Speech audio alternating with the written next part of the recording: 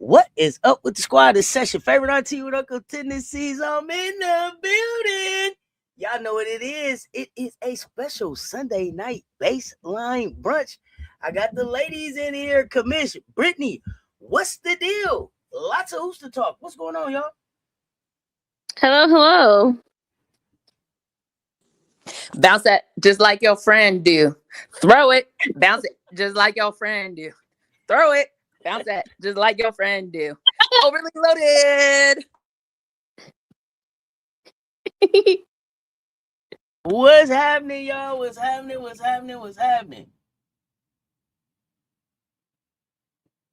You know what I'm saying?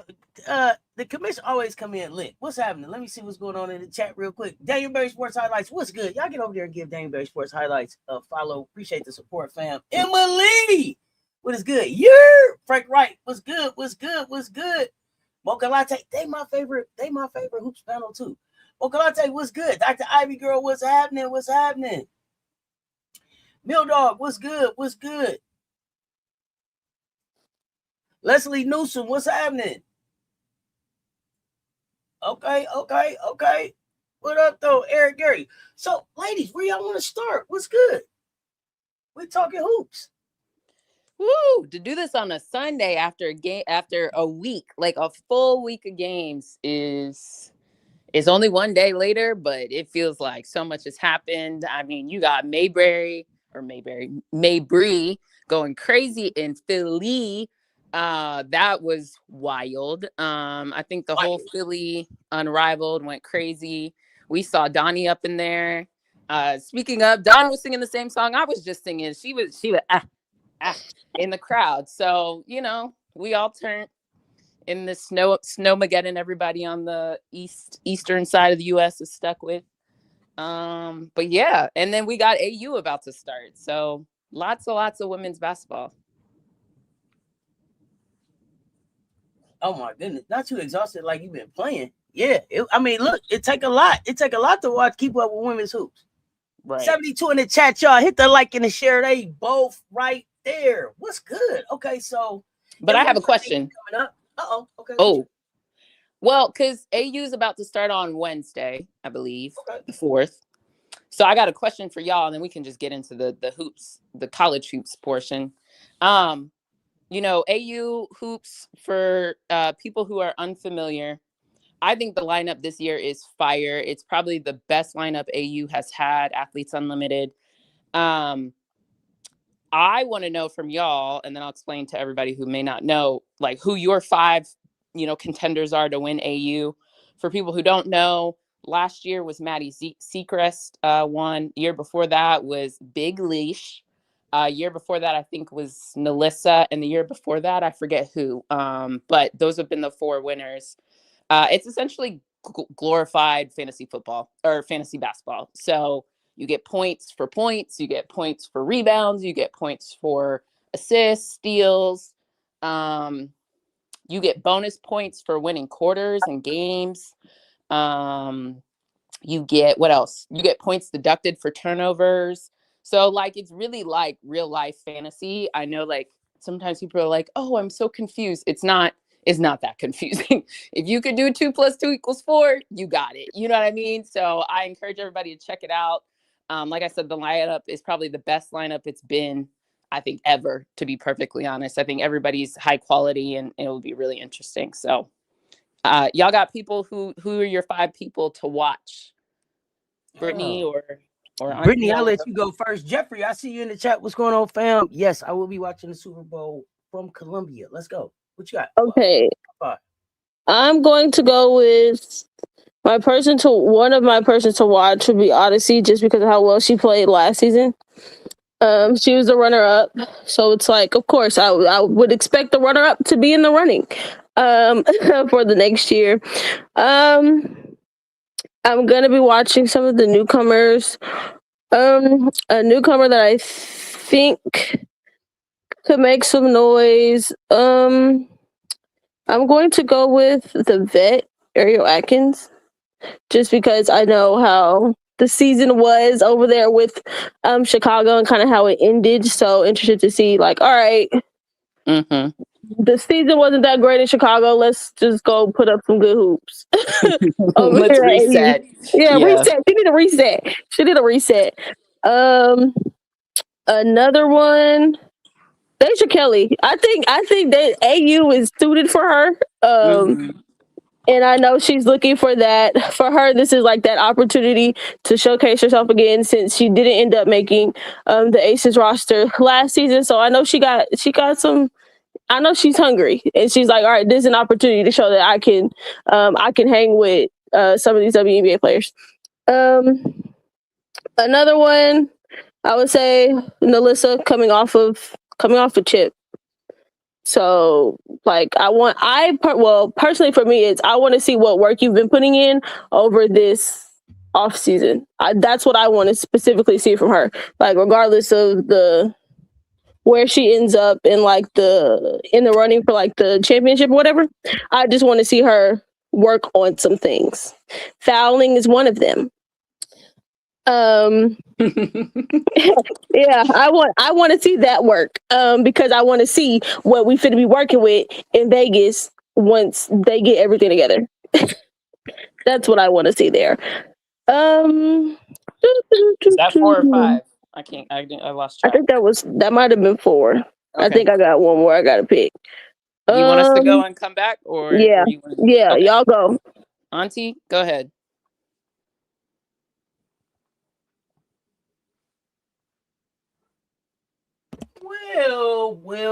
Well.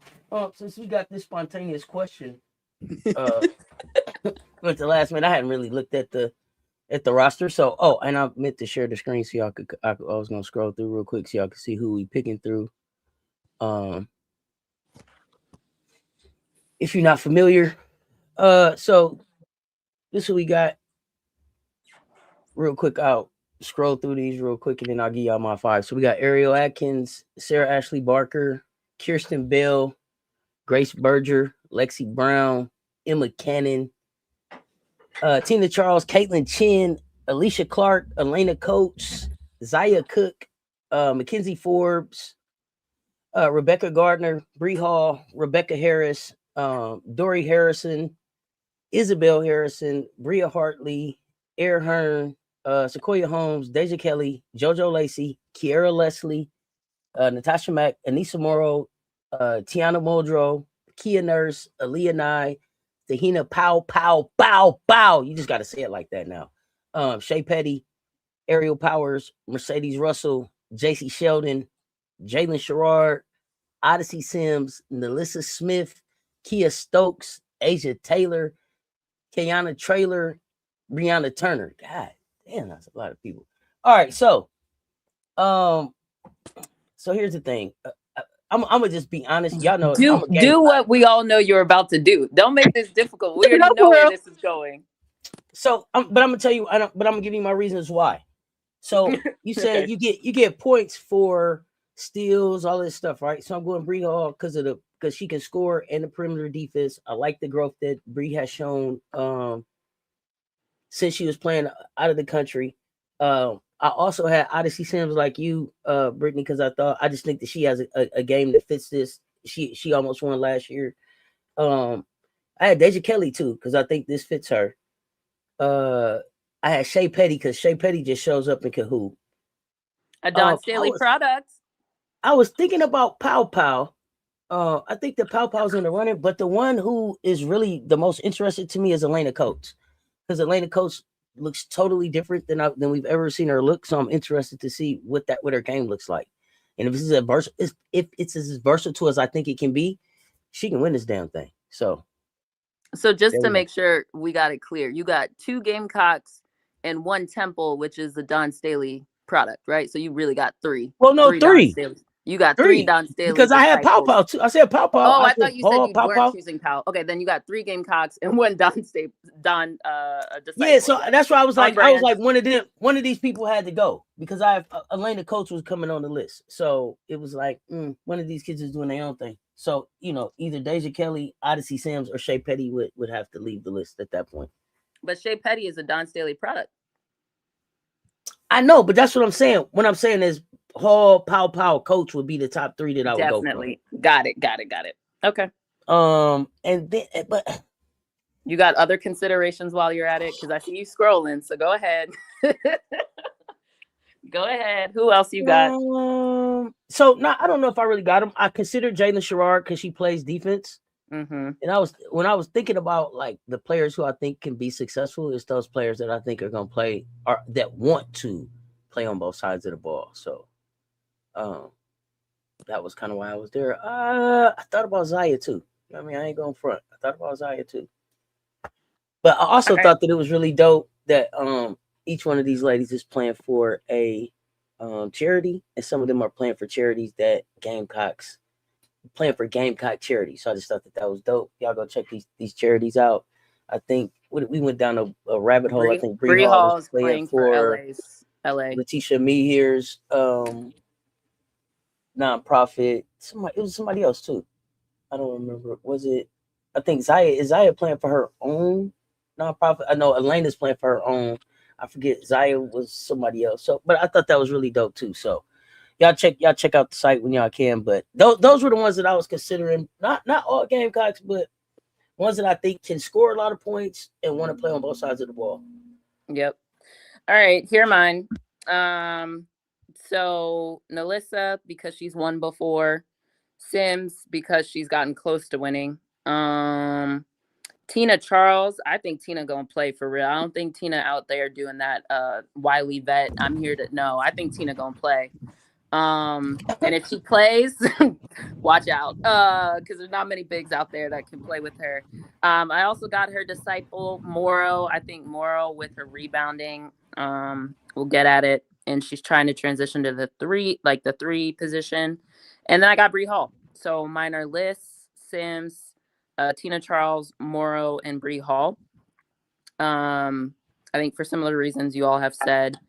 I think Bree, I expect a big jump. I think she's going to be more aggressive offensively. And that 3-and-D is really going to come on. So I'm excited to see that. And then Bree does the things that win you games. And again, like I said, you get bonuses for winning quarters and winning games. So I think that's where Bree will get a good bit.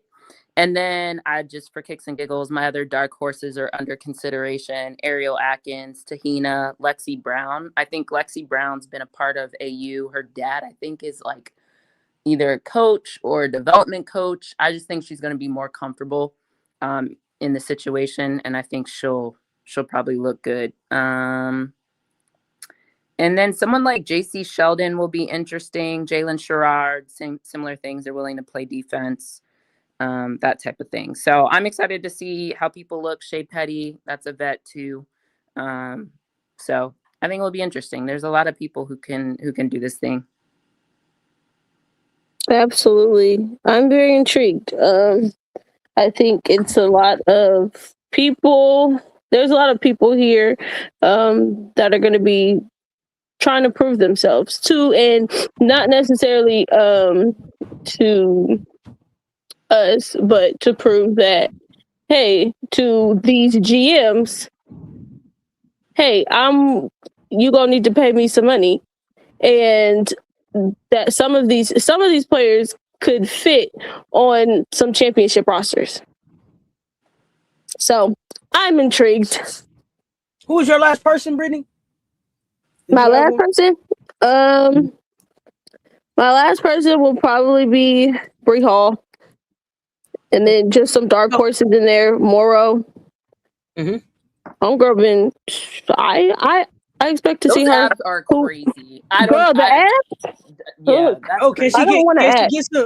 Can she get some endorsements? God damn it. I hope so. Because all these fitness brands should be like, hey, yeah, come. I need you to come sell my product for me. Damn. Y'all wildin'. The kids should have a deal. Come on, y'all. Come on. Like you said, Lexi Brown. I don't know what Lexi Brown be on when she be at AU. But Lexi Brown be on something. Whole different. She be on something different when she be at AU. So I'm excited to see how she plays, especially because this season was very up and down. Like it was her last season with the Sparks. and then coming into the situation in Seattle, trying to get healthy. So her trying to get back on the court this season, it was still there's probably some things that she wanted to see from herself that she might not have gotten an opportunity to, just because of the way that the roster just shaked up. So, also, I'd like to say, ain't nobody calling me a hater, because if you look at my list, there's some alum of some places I usually don't rock with. So I don't want to hear nothing about hating. I'm just giving y'all that. All right. Let's before we roll out of here, I just want to say we will be covering AU basketball. We will be talking AU basketball on the Cess Talk Sports platform. So stay tuned in. Stay tuned in. I don't know how many more hours in the day we're gonna add, but geez, we got to be able to get this coverage in too, because they are hooping and this is important. So for the first week, the captains are. Oh wait, let me say this: the names of the teams: the Gold Rush, the Glow, the Rhythm, the Eclipse. Now remember, the teams change every week, just like the captains. Captains this week: Bria Hartley for the Gold Rush, Nelissa Smith for the Glow, Lexi Brown for the Rhythm, and Alicia Clark for the Eclipse. First game, you said Wednesday, Thursday, Wednesday? Whatever the 4th is. I think that's Wednesday. Wednesday. So Wednesday, we got games: the Rhythm versus the Glow, and the Gold Rush versus the Eclipse. Games starting at 6:30 Eastern, and they are available on the ESPN app. So be ready to talk AU hoops, y'all. Yeah, hit the like and the share. They both right there. 106 in the chat. Let's talk some NCAA hoops. What's up, y'all? Whew. A lot. goodness. Do we want to just start like with the latest and greatest and work our way backwards because it's fresh? We want to start with who's the last game? Vandy. You know what I always want to start with. You know what I always want to start with, but we don't have to start where I want to start. But where do you want to start? Because there's lots of options. I want to start with the come on down. Come on down. All right, let's start there. Keep y'all asses down. Let's go. Come on down. But we don't have to start there. We're gonna get to it. No, let's start there. Go ahead. Who do you want to start with? Ooh, TCU. Come on down. TCU. I'm talking to you. Come on down. Oh, let's talk about it. Come on, ice in my veins. What was some of the other stuff that was going on? It was a lot of what they call it? Front running? What they call it? That showboating, tantrums. What they call it? Yeah. Does this meet the qualifications of tomfoolery? There's a lot of tomfoolery going on to me. Before it was time, people were starting to party before it was time to party. That's the one thing I saw out here today. So I don't know. Let's while we're on the topic of TCU, let's not just do the Texas Tech game. Let's also incorporate the Kansas game. Yeah. Yeah, that was another game. Some showboating. Thinking the game was over before the zeros was on the clock. Now, how do you not learn that lesson from that? Never mind. Literally, to come out of that game if there was 2 extra seconds left on that clock, that game would have went to overtime with Olivia Miles on the bench because she fouled out. So you would think after that game where you had to hold your breath in the final seconds, and then not only was it Olivia Miles that fouled out, but they had like 2 other players that either fouled out or had 4 fouls. So it was like I don't know what you didn't learn from the Kansas game, because to be quite honest, Kansas shouldn't have been in that game with you. Kansas is 3-6 in conference play. Mm-hmm. And literally, if you play some defense, you win that game pretty well. Because the other part is Kansas didn't make a 3. Kansas was 0 for 10 from 3 until Samaya Nichols hits a 3 in the final 2 minutes of the 4th quarter. But Michigan couldn't hit anything from 3. But they were able to. Did you mean I mean TCU? Kansas. Kansas? Kansas. Sorry, Lord. Too many I think games. about too many games, literally. But yeah, Kansas couldn't hit anything from 3. They were 0 for 10 from 3. And then Samaya Nichols finds the bottom of the bucket from 3 for them to go on and keep the game close in the closing seconds. But for TCU, I don't know why they're walking around like they're world beaters or something. Because like you almost lost to Kansas, you lost to Utah.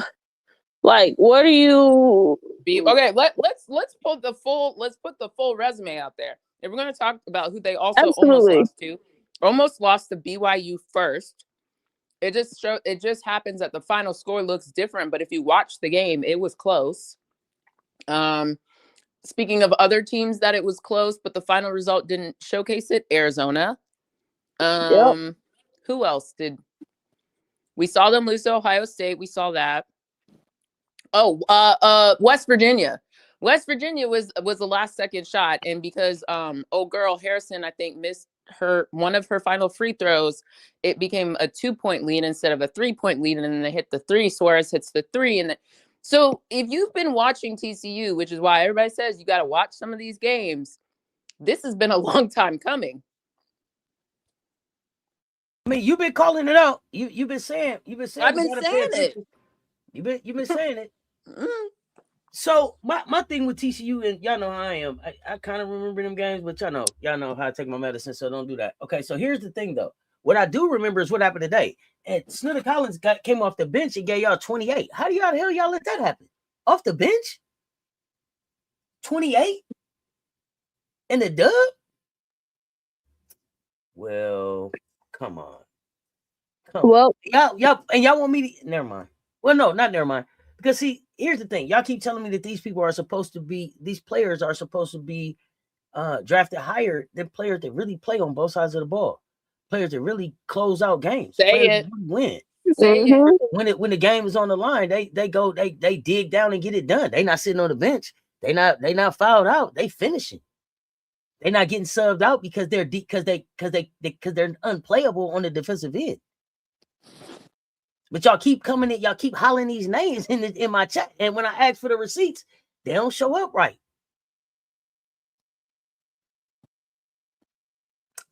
Okay, y'all don't want to talk about that. It's good. Okay, no, I didn't know. Look, I've been saying it. Okay. No, the chat. I see the chat don't want to talk about that. Everybody got their feelings. Don't nobody want to talk no more. Everybody, y'all know what it was. Going number 3. She's going through the. Going where? For what? And I kept telling y'all. Has she been in the gym? Is she strong enough? What does she do against a Jackie Young? What does she do against a Chelsea Gray? Except ride their hip on the ride to the hoop. Basketball IQ is important too, y'all. The passes look great. And I don't mean I'm not picking on her personally, but I am picking on her game and the way and the credit that y'all give her game. Because y'all talk about her like y'all so quick to be like, oh, that's Magic Johnson. Y'all need to go back and watch Magic Johnson because that's not Magic Johnson. She's not Magic. She has some great passes. She's not Magic Johnson. Though. Do y'all know Magic Johnson can play 1 through 5? Do y'all know when Kareem was hurt and couldn't play in the finals? Magic was like, man, let's go. Get on my back. I'm gonna go get in the 5 and go get it. Man, I wish I could remember his stat line. It was something crazy 40 something, right? You needed points, Magic got it. You needed assists, Magic got rebounds. it. Somebody give me that. And he did it in his rookie year. Somebody give me Magic stat line from game 6 of the finals. I know it's an NBA guy, an NBA person in the chat. Magic 2.0. Well, nah, I'm straight on that. Not even that. Now saying she's Chelsea Gray, I don't see it either. She's not Chelsea Gray. Do you see how nuclear Chelsea Gray goes? On whatever it takes. They're not gonna sit Chelsea because she can't play defense. Chelsea is gonna figure out a way to be a menace, even if she's not as fast as the person that she's guarding. Her basketball IQ is going to have her get in a position to be able to win the moment. Ask AT. And that's the shit that you got to be able to do. Ask Look, AT in the finals how that works. like I've seen Chelsea Gray clamping up bigs in key moments. Like, what are we talking about? Clamping up, just holding to make sure they get the stop, bro. Getting the strip. Yeah, no. And we got to Chelsea stop wasn't- this Chelsea- thing. Chelsea is how many chips Chelsea got? Chelsea is 4 chips Four. and how many years into the Four. league? Like Four. Chelsea's supposed to be Yep. looking how she's looking now. Right? Like Chelsea is supposed to be looking like I'm at the top, headed down the mountain now. Chelsea is walking down to finish this thing off. Miles, I just keep saying, you went to TCU. What did that do for you? It didn't. It's not. TCU doesn't look like it looked on HBO for you. I'm just gonna keep it a buck. It doesn't. Now, I'm not gonna say that you and that Olivia Miles or HBO had to do the same things at TCU, but it's not looking as good on you as it worked for her. TCU just gives their team where defense is optional. But the fact that y'all gonna say, oh yeah, he's talking about Raven, and I am, and I don't know when she's not the best point guard in the game, then I won't. But y'all walk here and tell me that she should go someplace before Olivia Miles should go before Raven. How? For what? How can you say that? There's not you there. Tell me a situation that you got to sit Raven in unless it's foul trouble, or Raven's not feeling well. Tell me a situation that Raven doesn't have the basketball IQ to guide your team through on the offensive side or the defensive side of the ball. What's so crazy is most people would sit at home going, damn, Don did this, and Don comes to the mic and be like, that's right. Hey, Don, did you tell Raven to call? No, that's Ray. Ray called what she see out there. Ray, 5 years in this system. She know what to do. Hey, Don, did you draw up a... No, Raven said she saw. I think many people don't actually like winners as much as they say that they like winners. They like winners when it's done a certain way. They like winners when the winners are putting up 30 balls, or putting up 20 and 10. Da-na-na. Yeah, that's what they like. They like to see the ones that are on that had 50 million Sports Center highlights. That's the winners they like to see. But it's like, yeah, no. Like you don't like winners for real. You like highlights. Man. I'm old enough to remember when they said that Don was jealous of somebody because they wanted to boost Raven's stock and they were playing favorites with Raven. I remember that. How can Raven not be your favorite? Every time you look around, Raven just winning shit. Every time I look up, she just winning. How can you not cheer for Brittany that? just told you, certain people can't see winning in a very certain light. It can only be da-na-na, da-na-na. Yes, it can only come from Sports Center. That's it.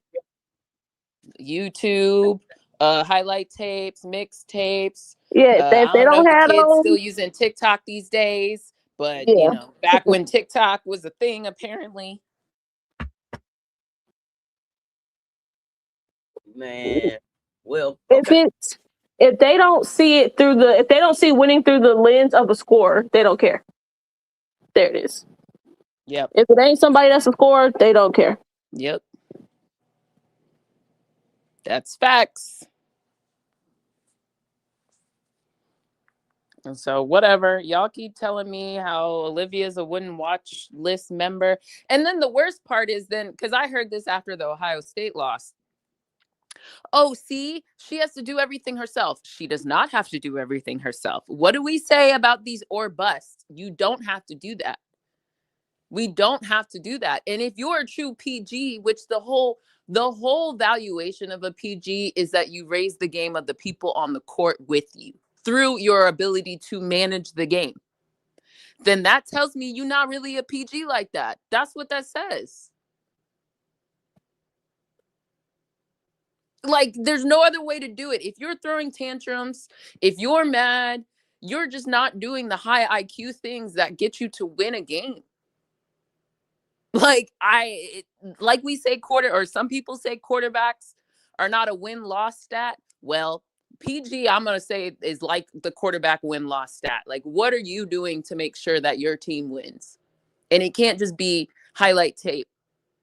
in triple doubles, which we all know triple doubles, you can find a way to fake some of those. Not all trip dubs are created equal. And then the crazy part is, like, those scores that they admire, the thing that people refuse to look at is and admire is the point guards that are getting them the ball. Who those scores love. Those scores will tell you what life for them was like with a point guard and without a point guard. And how easy their life was with a point guard.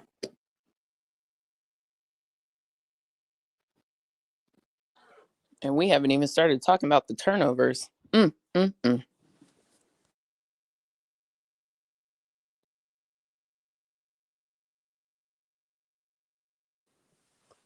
I ain't got nothing else to say about TCU. Just not interested. No, thank you. Not hungry. Thank you.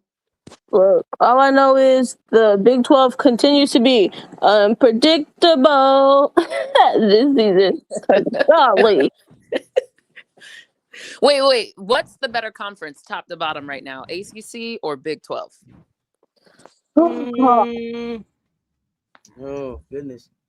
I don't know. Top to bottom, competitive, whatever verbiage you want to just maybe what's the better conference? Hard. Well, it's kind of hard because both conferences like have taken like some weird. The top of both conferences have taken some weird L's that just don't make sense outside of maybe like Louisville at this point. They haven't taken like a really weird, confusing, like, that's a loss that you shouldn't have. I don't understand it. But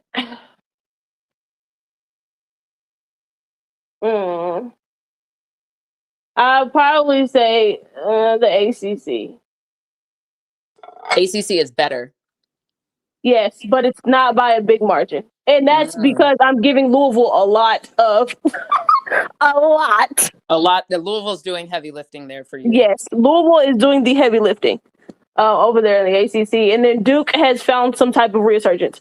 So, yeah. I think for right now, the top of the ACC has been consistent in ACC play. Let me say that.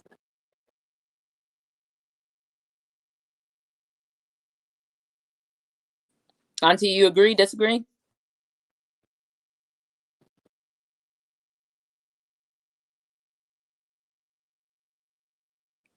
I think I agree with you, Brittany. Auntie, I can't hear you if you're talking. I apologize. Brittany, can you hear me? Yes, I can hear you. Okay. I agree with your points, Brittany. I think I give the edge to ACC, but for slightly different reasons. I think the middle of the pack of the ACC, like, or the teams that we assume, like the Californias. Yes, the middle of the pack might be better than the middle of the pack in the Big 12. Yeah, like the Syracuses. I'm kind of like, all right, those teams. And I think there's just been a lot of weirdness. Like Baylor was starting to surge for me, and then I watched what they did against West Virginia today. Now, some of that might be because Talia was observing Ramadan, but I don't understand why the rest of the team acted like their allyship, and maybe they doing what Paige did, and she woke up at, before sunset to cook. I don't know what Baylor was doing. Baylor, me and Nikki and I are about to get into it soon. I'm just gonna wait one more week. But I think, like there's just like some good gems in the ACC this year. But the conference still as a whole, I still have questions about. And then Big 12, you have like the Iowa States of the world who were looking great, but have just, like you said, taken some inexplicable losses. And while have bounced back in a little bit, but it's still not enough for me. Even the Duke, I still am like, well, you're playing the ACC. I still give you credit for winning games in a row because y'all were losing to some not great teams earlier this season. Yeah. So it's kind of like, I don't know. I think the conferences as a whole still kind of feel similar, but I might give ACC the nod because I was already down on them. And then I think a couple teams have shown me something. But Big Ten, your top teams are taking L's that are not necessarily against the other top teams. They're like the bottom of the conference, and not in a way you could argue it's competition. Yeah, it's it's looking like somebody needs to help me understand why and how, not why, but how. How does this make sense? That Oklahoma State is only one game back from first, and Tech and West Virginia are half game back from first.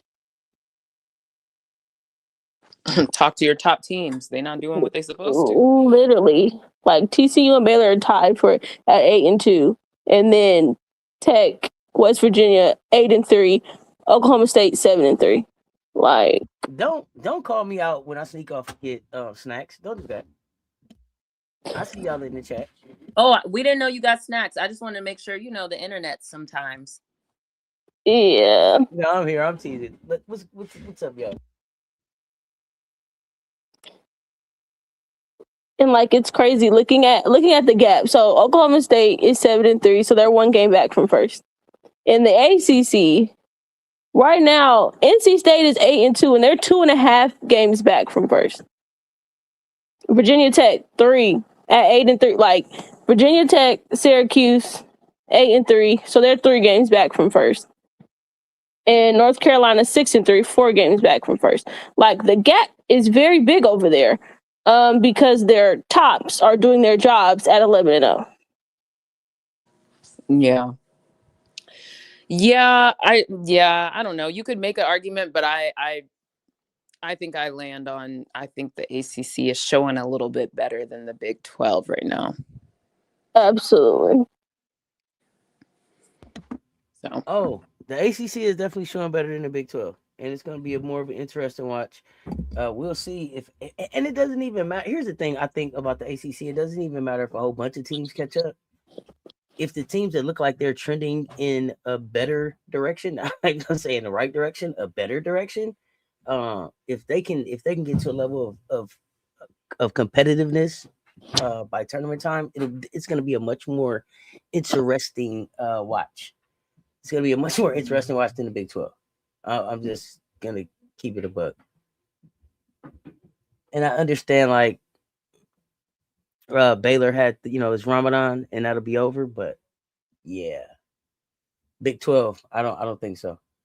And I don't know unless is the 7-1 young lady gonna play? I don't know if y'all talked about that. We didn't talk about that because we just don't know. I seen some pictures where she was like out on the floor shooting with her gear on and everything. Yeah. Didn't they post like a post of her with like the eye emojis? Yeah, but I didn't know if that meant she wasn't gonna play or she was gonna play. See, we've been looking for a long time. What did them eyes mean? What do we see? Tell us. What do we see, man? For real. Stop posting the eyes unless you can play. They keep threatening us with this good time. What is she doing? What are we looking at? Is she coming or not?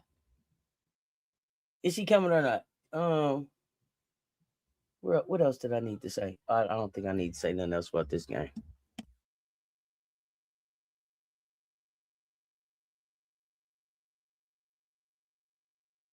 Where y'all want to go next? Do we want to just stay in the Big 12 and go to Baylor? Like, do we want to just go ahead and just nuke the rest of the Big 12? Like, what the? Because that's what we talk about this all the time. Because what the heck is going on? I just told you it's Ramadan for Talia Scott. I don't know about everybody else. I don't know if they just supported her too. Yeah, maybe the whole team on Ramadan and they just ain't putting it out there because they don't want to deal with like no type of scrutiny if they messing up during Ramadan and they caught. I'm not even being funny, but like especially when you got a player on your team that does practice Ramadan, like you got to be ready to step it up, and then you got to make the adjustments and be thinking about like what their entire life is different for this time, like when they eat, all of that. So I don't know. You said and it's crazy. Okay, go ahead. And it's crazy because it's the year 2026. She is not the first player she is not the first basketball player to be playing during Ramadan. So why do we all not have, why do organizations not all have an understanding of, okay, if we have some players that are going to be observing Ramadan, this is our plan. Especially because I'm pretty sure They knew her religious affiliation when you went and got her. You being nice. I ain't even gonna give them that. Y'all seen what y'all supposed to do. All of them young people, all these young people, these coaches, y'all got TikTok. What did Paige do last year? Paige was up cooking breakfast. Remember? Y'all all seen it when she was supporting. I just said that. Was that El Alfie? Said that. I walked away. I walked away. I didn't hear you. But I'm just saying, like, you don't even have to think about. I just said that.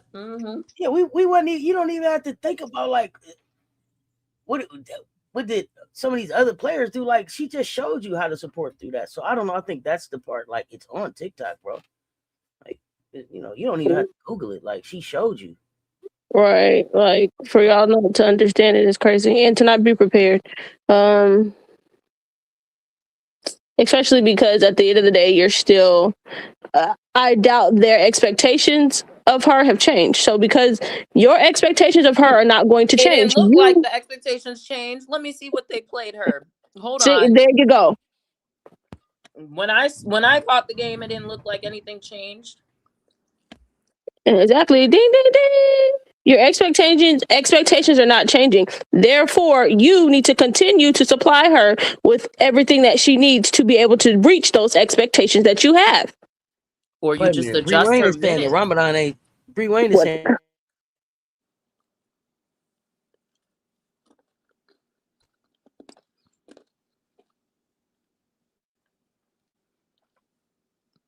What was the reason they gave? What was the reason they gave for? Because Ramadan, they saying Ramadan don't start for 3 weeks. So what did Ramadan have to do with today's game? Why did they mention that today? Well, look at that. Oh, now we asking questions. What's going on? What's going on? So Ramadan hasn't started already. So what is happening? You know what I'm saying?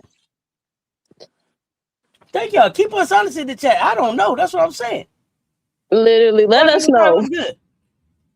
What was that? X7 say, yeah, I was about to say Ramadan is in 3 weeks. I practice. So why say that about her today? Yeah, I don't know. Because they don't know. I guess they don't know. So, the announcers over here saying this is what, they said. I don't know. I'm not clear. They just saying stuff. They just talking. So no clear. Who else? Oh, somebody. Okay, I got you. There was confusion. Someone was being facetious. Not in our watch. Okay, I don't know. Well, in 3 weeks, don't worry, we don't have the same thing to talk about. We'll just wait. We'll be early. Not wrong though. Here you go. Here you go. What's up, Miss D? What else y'all got about them? Well, if that wait. So then basically, then you just saying that she had a bad game. Correct. Which we might need to fast forward to my Nikki Collins slander. It might be coming now. Yep, go ahead. Okay, wait a minute. Let's go.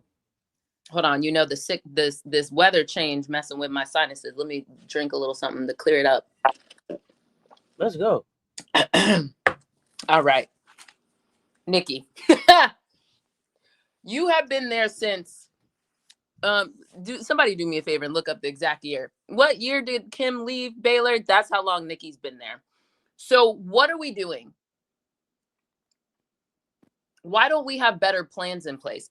I want to understand why every other game, Little Paige Bugs is up, down, around, sideways, like not consistent. And that is your I forget but she's like your reigning most established player.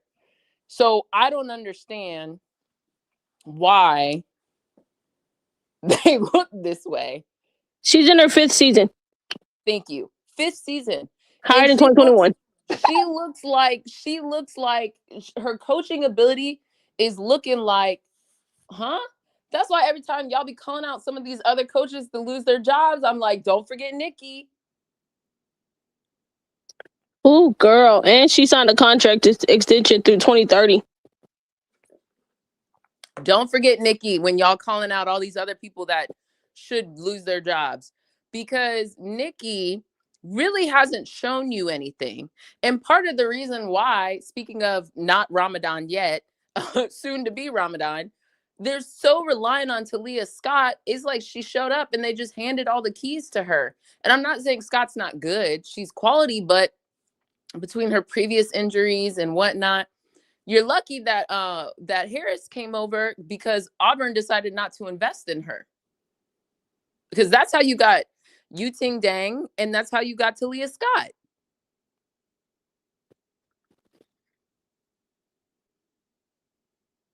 And then every day people want to fire Coach Yo. Coach Yo doing the best with what she got. You know what I mean? Like Coach Yo over here trying to do her thing. And last I checked, they went to Baylor and beat Ole Miss, beat Baylor in their house in the tournament last year. Like y'all need to start looking at Nikki a little bit more. Trying to fire Coach Yo is crazy. Like homegirl, I think it's crazy.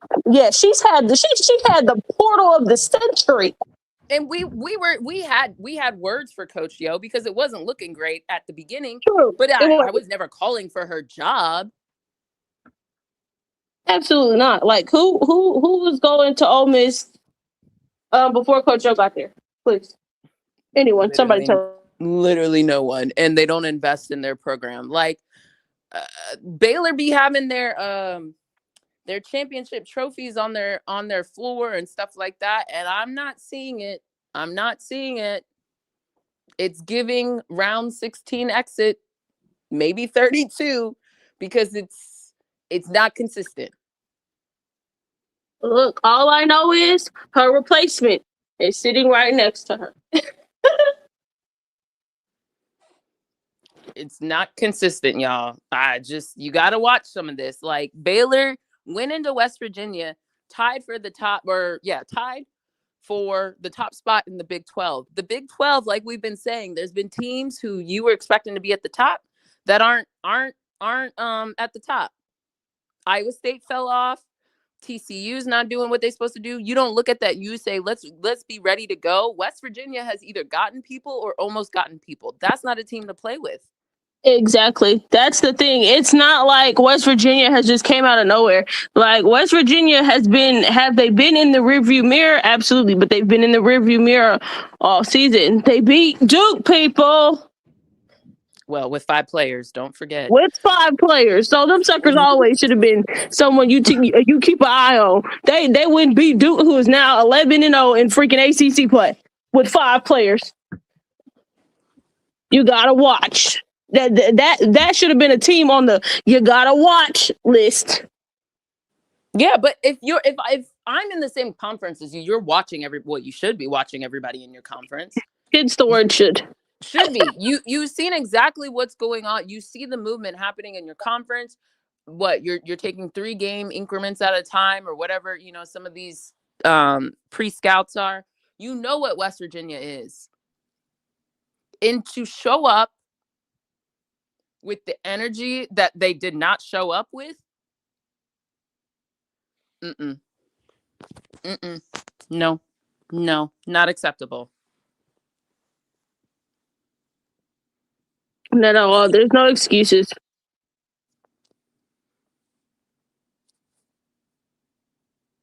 And Nikki might have won early in the Big 12, if that, right when she first got there because she had holdover talent.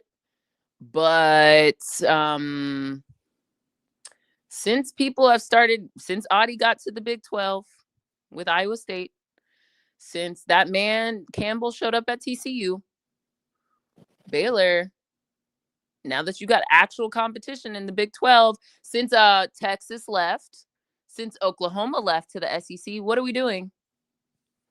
Literally, for them, that should have been heaven sent. You got rid of them too, so you should definitely be talking. Yeah, we should be running this conference. That's what Baylor's thoughts should have been. And it's not looking like it. Well, I thought they were. I had them as TCU probably gonna win it, but Baylor's my close second. And at first, it was looking like, all right, we might. It all started when Nikki decided to play Talia Scott for those final 2 minutes after not playing her all game. still lost to Texas Tech. Like the decision making and lack thereof that is happening, I just got questions. Like, Nikki, it might be time to go somewhere else, like a mid-major. Not a mid-major. Look, in the words of I said what I said. In the words of Kinnaman, nigga, I got questions. Whew, got a lot. And I'm not getting answers. Questions. Got questions. We're gonna find out. We're gonna find out. Someone gonna win the Big 12. I don't know who, but someone gonna win it. And if they keep playing around, it's gonna be West Virginia. And I did not see that. If West Virginia wins, it might be. Gosh. They keep playing West Virginia ain't playing around. West Virginia just keep hooping. West Virginia, like, man, listen, if y'all give us a shot, we'll beat y'all ass. And they're giving it to them. They're giving it, yeah. They're allowing them to be in this. So, we'll see. But I'm calling out a lot of the Big 12. And I even think West Virginia's flawed too. So I don't know. But next. Where y'all want to go next?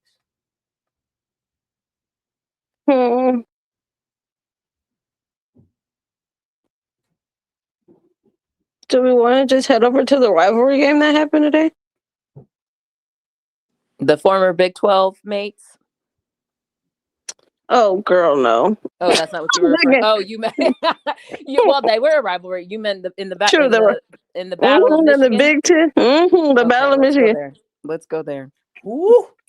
The Battle of Michigan. That was a rivalry. That was a rivalry game. Yeah, it was a rivalry game. It was gritty. Didn't have to lose. Well, that too. Speaking of didn't have to lose. Well, a couple things. Olivia Olson is the best player for Michigan this year. And I tried to tell people this a while ago, but I can definitively say it now. Now, I don't know what's going on with Sila, if it's just people are keying in on her and she's challenged, but it just seems like Olivia Olson has risen her game, whereas Sila has struggled. Again, she got that big ass plastic looking shit on her face. I'm sure that doesn't help. But I've been saying that Olivia Olson this year has been the best player for Michigan. And it continues to showcase itself. Yes, Sila almost made that shot against UConn. But y'all got to watch some of these games. Olivia Olson is more consistent than Sila, period. So we just got to call a thing a thing. People thought I was crazy when we were trying to choose the best guards, wings, forwards, whatever, that exercise we were doing before. And I told people, Olivia Olson is a better player. Do y'all see it now? Bet. Okay, 1. 2. Do you think that was the same last year? To be honest, I didn't watch them I kind of just saw them as a unit. I don't think I really had strong feelings. I think Sila also was better last year. So it's kind of hard to answer. I mean, but I also thought Olsen did great things too. So like, I kind of just saw them as like, oh, the sophomore phenoms or freshman phenoms last year. And I was like, if they stay together, they get more pieces, I think they'll be good. So it was kind of hard for me to say. I think I just chalked everything up to them being freshmen if they weren't doing well. And so I didn't really have strong feelings last year of who was the better player. If I probably had to say, I probably would have said Sila. But Olivia did some gritty stuff. I think she did a lot of gritty work. Not to say Sila wouldn't, but I think Olivia plays down low on defense more than Sila. And I think Olivia was getting, if I had to guess who got more rebounds, it would have been Olivia. So I think Olivia was just playing differently. Do you think so? Is what we seeing this year a reflection of who worked on their game more, or just talent? You think? I don't know. I need someone who's like more ingrained with Michigan to really answer that question. Because I know Skylar spent a lot of time away, like on deployment too, right? Yeah, she did. So I just wonder, was she working on her game, or was it, was she away taking care of other business when other people were working on their game? Olivia Jordan Olsen, don't do it. I think Olsen led the Sila freshman in points with Sila led in rebounds last year.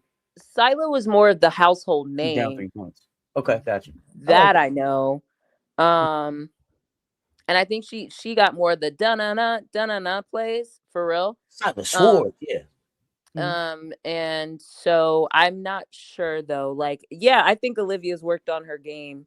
I mean, they both have, but I think Olivia's is showing up in prime time a little bit more. Also, when you look at Olivia's body versus Sila, it's more built for longevity, Gotcha.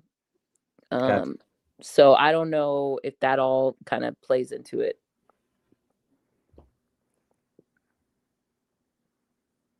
But the Michigan State coach, yeah, sis, we could have at least gotten you a better attempt at the end of regulation. You get your hands on a ball with the second left. I'm not taking my chances on a half-court heave. I'm so sorry. And I have a timeout. I'm calling a timeout, advancing the ball, and drawing a damn play. And if you don't trust your pen game, then that's a bigger issue. Literally. This game, the other thing about this is, like, last week, y'all don't have to talk about Michigan and how Michigan needs to get off the better starts, and Michigan, the other part that they're getting to work on that needs to get better is closing. They could have closed this game in regulation. This game could have been closed in regulation. It did not have to go to overtime. And I think some of it is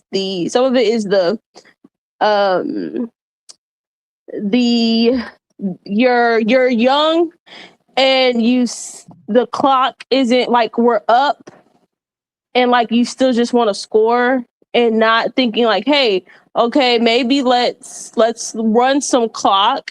And that doesn't necessarily mean like, all right, I want you to just stand there till 10 seconds and then run something. No, that just means I want you to use majority of the clock. Like they were up and then they had some kind of bad turnovers and like that in those last 3 minutes. I know they were up 5, turn the ball over in the backcourt from Sila. I was like, why? You're up 5 with the ball. 3 minutes to go, backcourt turnover. Okay, whatever. And then defensively, I had a question in terms of, okay, like Michigan State ended up being able to tie the game because you gave up a wide open 3 because you sent 2 to the ball, and Michigan State being smart, hey, yeah, let's pass. Let's actually move the ball around, find the open shooter, boom, pow, then you're tied at 81. Yeah, there were some times where I was like, dang, I think y'all should run some clock. Like, for example, when they broke the press and decided to go for the layup and missed the layup. I was like, oh my goodness, how many times do we do like situations like that happen where they break the press and we just sit there and we scream at the screen, like, hold the ball, literally. Because when you miss the layup, you typically end up paying for it on the other end with the easy bucket. So I just saw some things in those last 3 minutes that just made me scratch my head and oh my goodness. Like this, y'all could have won this game in regulation. It didn't have to go to overtime if y'all would have just ran some clock and just not turn the ball over. On the bright side for them, it worked in their favor when they got into overtime. But it's if you don't have to go to OT, yeah, let's not. Let's try to win these games in regulation, because there's plenty of teams that have gotten to OT and lost when they should have just won it in regulation. You win in regulation, well, you don't have to sit here and play an extra 5 minutes that typically ends up getting you on the next game that you play. So I was like, very interesting. So where so for these two teams, what does that leave you? Like what's the lasting feeling for you? Like, I don't know if I think they're both a little out of Big Ten, but I'm just curious, like, what does that mean? What do you project for both of them? Like, what trajectory do they take after this? Let me look at where they're at, because they're not in contention for the Big Ten in all. I mean, in Big Ten in all honesty, because Right. UCLA, yeah. It's So UCLA's. I told y'all it was UCLA's to yeah, lose. it's not even. I think for both of these teams, it's probably like, let's keep it together. Try to win out the rest of your schedule so that you could give yourself a better seating when it comes tournament time. And then also when you can get a better seating when it comes to your conference championship tournament. Yeah. That's what both of those teams should be thinking after this game. Like, yeah, what are some good things we could take away from this game? Like, Oh, shout yeah. out Holloway, because I've been mad at her too. She had a great game. And Yeah, then what's her name? DeBolsey, what's her name? The two puffs. Hold on, I'm pulling it up. To something. She was really good today too. Del Foster, something like that. Yeah, something like that. I don't know. I watched the game and I was just like, is this just this way because it's a rivalry? I've tried to watch Michigan State games, maybe just because I don't have a connection to anybody on the team, but I find a lot of the games seem to like be gritty, which isn't a bad thing per se. I just I don't exactly know what to do with Michigan State, and by no means do I think they're bad. It's hard for me. They do play a lot of team ball. You have Van Sluten, stuff like that. But I'm like, I don't know. I guess it depends who's in their bracket. That's going to tell me more. Yeah, because the other part is you still gotta, uh, even though they're not in contention for the to win the Big Ten, you're still in a game where you're playing for second. The play for second place is still running over there. Because let me see what the Big Ten is looking like. Yeah, I think because it's Iowa, right? It's yeah, UCLA, Iowa. Yeah, Iowa's 8-2, Ohio State's 8-2, Michigan State 8-3, Washington 7-3. So it's in Michigan it's 10-1. So the second is still all in play. Yeah. Especially depending on some of these team schedules. That second is, oh gosh. Yeah, these games are very much in play because all those teams still have to play each other. Michigan still has to play Ohio State. They still have to play Iowa. They still have to play Michigan State again. I was going to say, they're like us. Everybody has a double up. There's like one team they play twice. Okay. Yeah, and then they got to play Maryland. So yeah, all those teams that are fighting for that second spot, we gonna find out because they all finna play each other.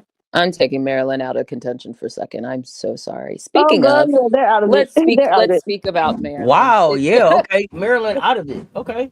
Well, I just think there's a couple of reasons. I've been saying this for a couple shows now.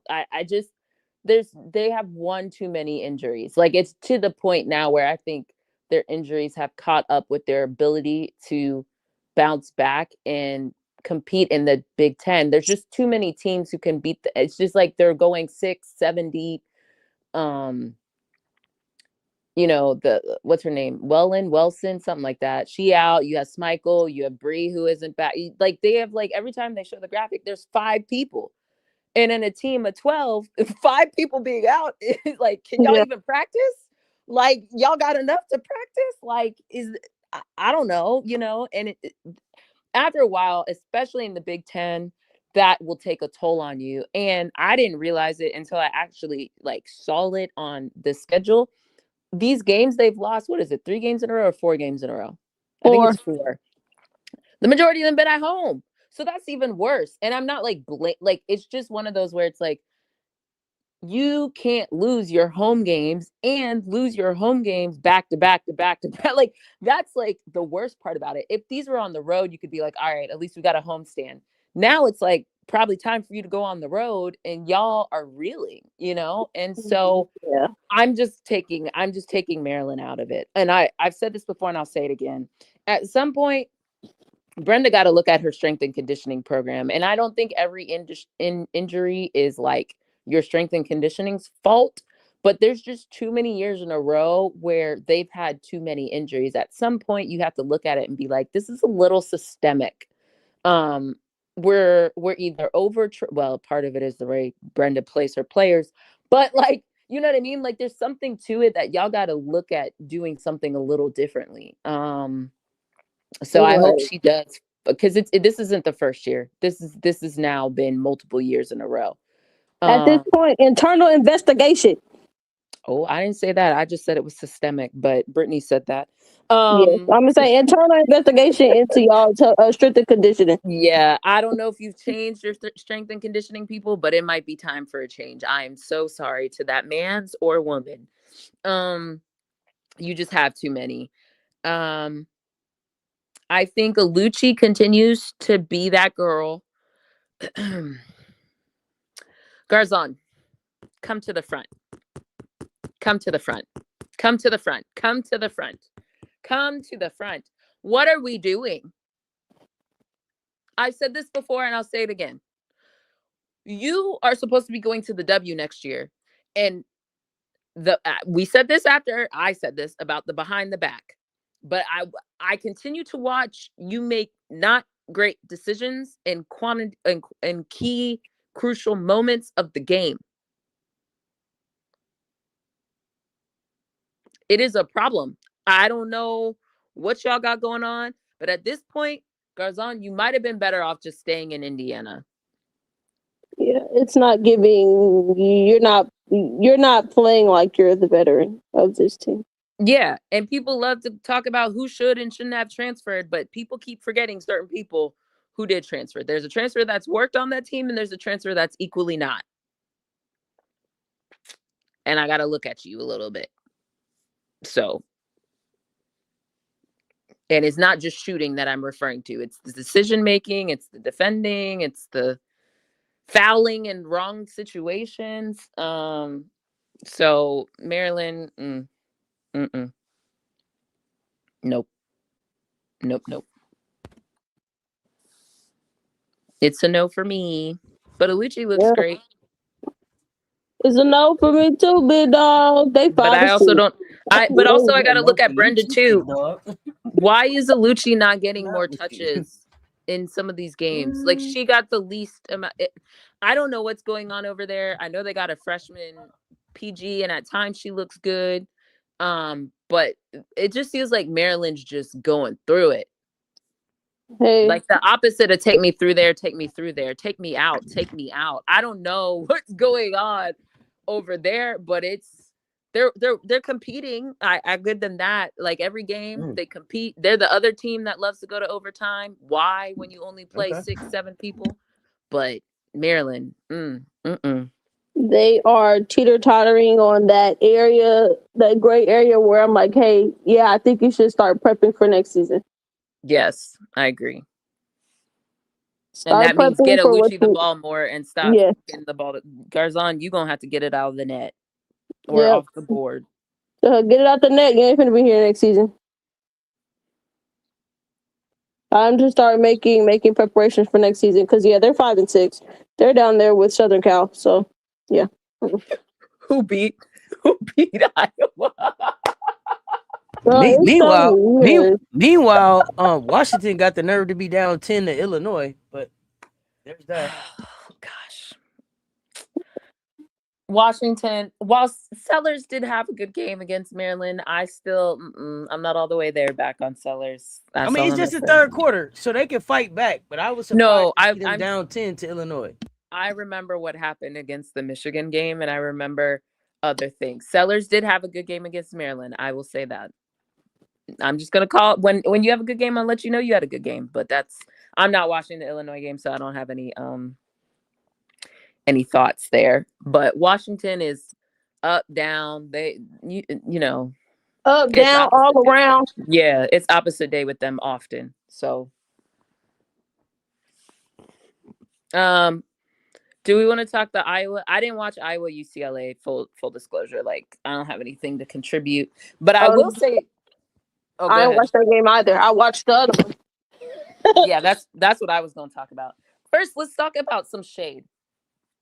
Death, taxes, and an Iowa head coach being the shadiest MFers ever. Lisa's gone, but her spirit is still around. Jan, you ain't shit. Talking about, well, I think my team didn't perform against Southern Cal, essentially because it was so quiet in the gym. What kind of BS is that?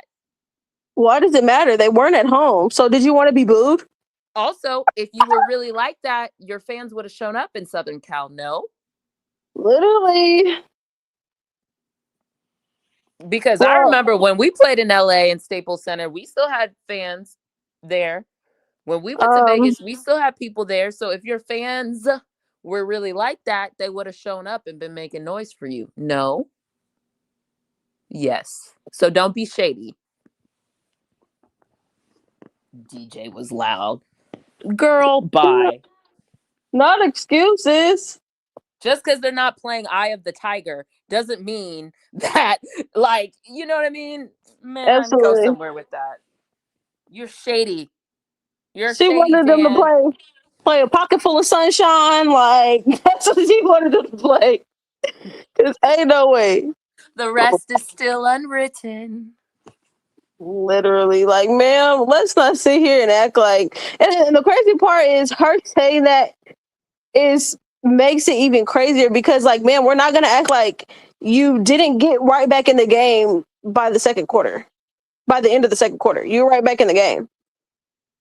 You were getting your backs blown out in the first quarter.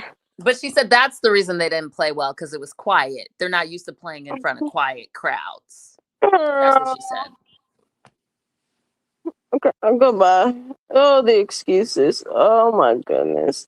Like, ma'am, if you're not used to playing, which is crazy because, I don't think why is she acting like Iowa was like that loud before that lady was over there.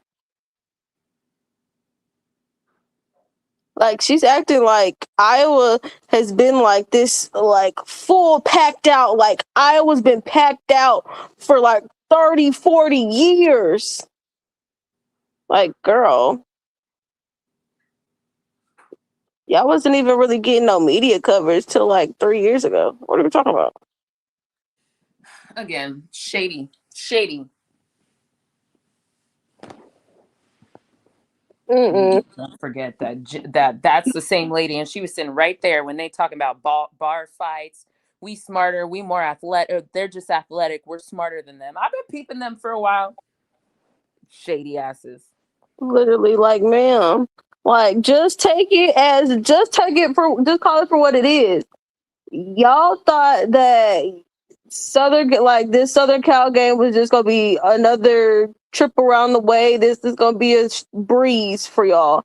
And Southern Cal came out with a level of intensity that you could not match in that first quarter. You got back in the game second quarter, and then third quarter, Southern Cal finds some way, somehow, to string enough stops and to string enough good possessions offensively together to end up 20 on your behind going into the fourth quarter. Like, Southern Cal brought the belt out up 20 in the fourth quarter. Southern Cal said, "Look, they've been getting BTA all January. They said they are going to leave the month of January putting the BTA on somebody else, and they put it on Iowa." Brittany been saying, "Welcome to death row." They said it ends here. The buck stops here. No more. Look, they said they saw the light at the end of the tunnel. They said, "Hey, we got Rutgers after this. Let's end on a high note or something." Let's stop it early. The buck Yeah, yeah. stops here. That's what they said. They said they are standing 10 toes down, all 10. It's not happening today. We're ending January on a good note. All right? And that's how they came out and played. They did. They did. I will give Southern Cal credit where credit is due. They came out, bust they behind. Iowa got back in it and they didn't lay down for Iowa. They said absolutely not. Correct. Now, worth a small, little footnote. McCabe is out, but I don't care. I'm just saying McCabe is out. It seems like Iowa's still trying to figure out what to do there, but regardless, I don't care. Doesn't matter. So doesn't matter. She was out. I don't know. Bad. I'm adding a footnote. That's it. That's what y'all need to know. That's what it was. Maybe that's what their coach should have said in the presser. Instead of trying to be a instead of being shady, she should have just been chill. But literally shaking my head. But it's a good day when Iowa loses. And I don't even watch them like that. It's a good day when they lose. Sheesh. Like it just so happened that day it got warmer, the sun was bright and out, and it was just a great day. Great day. I do find it funny though that they keep trying to find any and every team to come and replace people's spots, because before that game against Southern Cal, I saw a lot of, can Iowa get back in the Final Four? Can Iowa? Okay. All right. The word final should the only time that final should come out their mouth is what's the final score of the game. They shouldn't talk about Iowa no final. back. Is Iowa back? Okay. All right. Interesting. Them saying are they back as if like they were ever there. Like they were at the I hate people say, oh, are they back? Well, were they ever at the top of the mountaintop? Like, no. They were still climbing up the mountain. They never was at the top. So what are we talking about? Child, listen. Every day after Vegas, the only contender with UConn is Texas. And then they'll, it's not Texas anymore. It's Vandy. Then we beat Vandy. Ain't no back talk. Okay. Well, now the Final Four are set. It's UCLA, it's South Carolina, of course, and it's Texas. Okay, so now you guys are back around. Interesting. Really, like y'all just going all up, down, round and round, like trying to crown people before they actually demonstrate anything. But literally, it's crazy. Dang. I think after talking about that, we should go on over to Vandy. Ooh, Vandy, they feeling it. They feeling it, y'all. They lost 2 in a row. They was feeling it for a second. They lost 2 in a row. But they came out with the same energy they've been coming out with for the past 3 games. That's why this makes sense. Like, first off, them losing to Ole Miss, that was a good game. I would say that was a good game, especially coming after. That was like after that storm and stuff. So yeah, they moved it. They moved it to Bama. Yeah. So after a big move, I was glad that it didn't start off like real slow, because it definitely could have started off real slow. Yeah, Vandy's inability to make Cody uncomfortable. Cody didn't look uncomfortable not one time in that game. And they didn't even load up on the elbow till like after halftime. And really like halfway through the third quarter, they was like, yeah, we're just gonna load up on the elbow on Cody, and maybe that'll help stop her from getting downhill. they needed to make me understand why would you put Blake's on why would you put Blake's on Cody? You know, according to the Defensive Player of the Year list, Michaela is a finalist, so maybe they thought. I don't know. I can't even come up with something good. I don't know. I don't know why they did that, especially because it's like you still have bigger players than Michaela. So, and the other part is if you want Michaela to be very super duper efficient and more and less efficient but effective for you, you would think that you really wouldn't want to drain her a lot by forcing her to guard Cody on the defensive end. But whatever. Yeah, Cody got to all her spots. If Cody wanted to get Cody to that. Oh, sorry. Oh no, you Cody, my bad. I was going to add somebody else up in there. Cody got to all her spaces, whatever her spots, whenever she wanted to get to that one dribble pull up from the free throw line, boom, she got to it. Whenever she wanted to get downhill, she got to it. Whenever she wanted to get to the free throw line, she got to it. Homegirl shot like 11 free throws. So yeah, Vandy didn't have anybody that could check Cody. And then when Cody was silent for a bit, and when I mean silent, I mean she just wasn't scoring. They had to deal with Iwala on the boards come the second, and especially that second half, she got a bunch of key offensive rebounds. I think she ended the game with 14 Hold on, did total. you see FM's comment? It What was do you say? too quiet in Birmingham for Vandy. It probably was, cause man, look,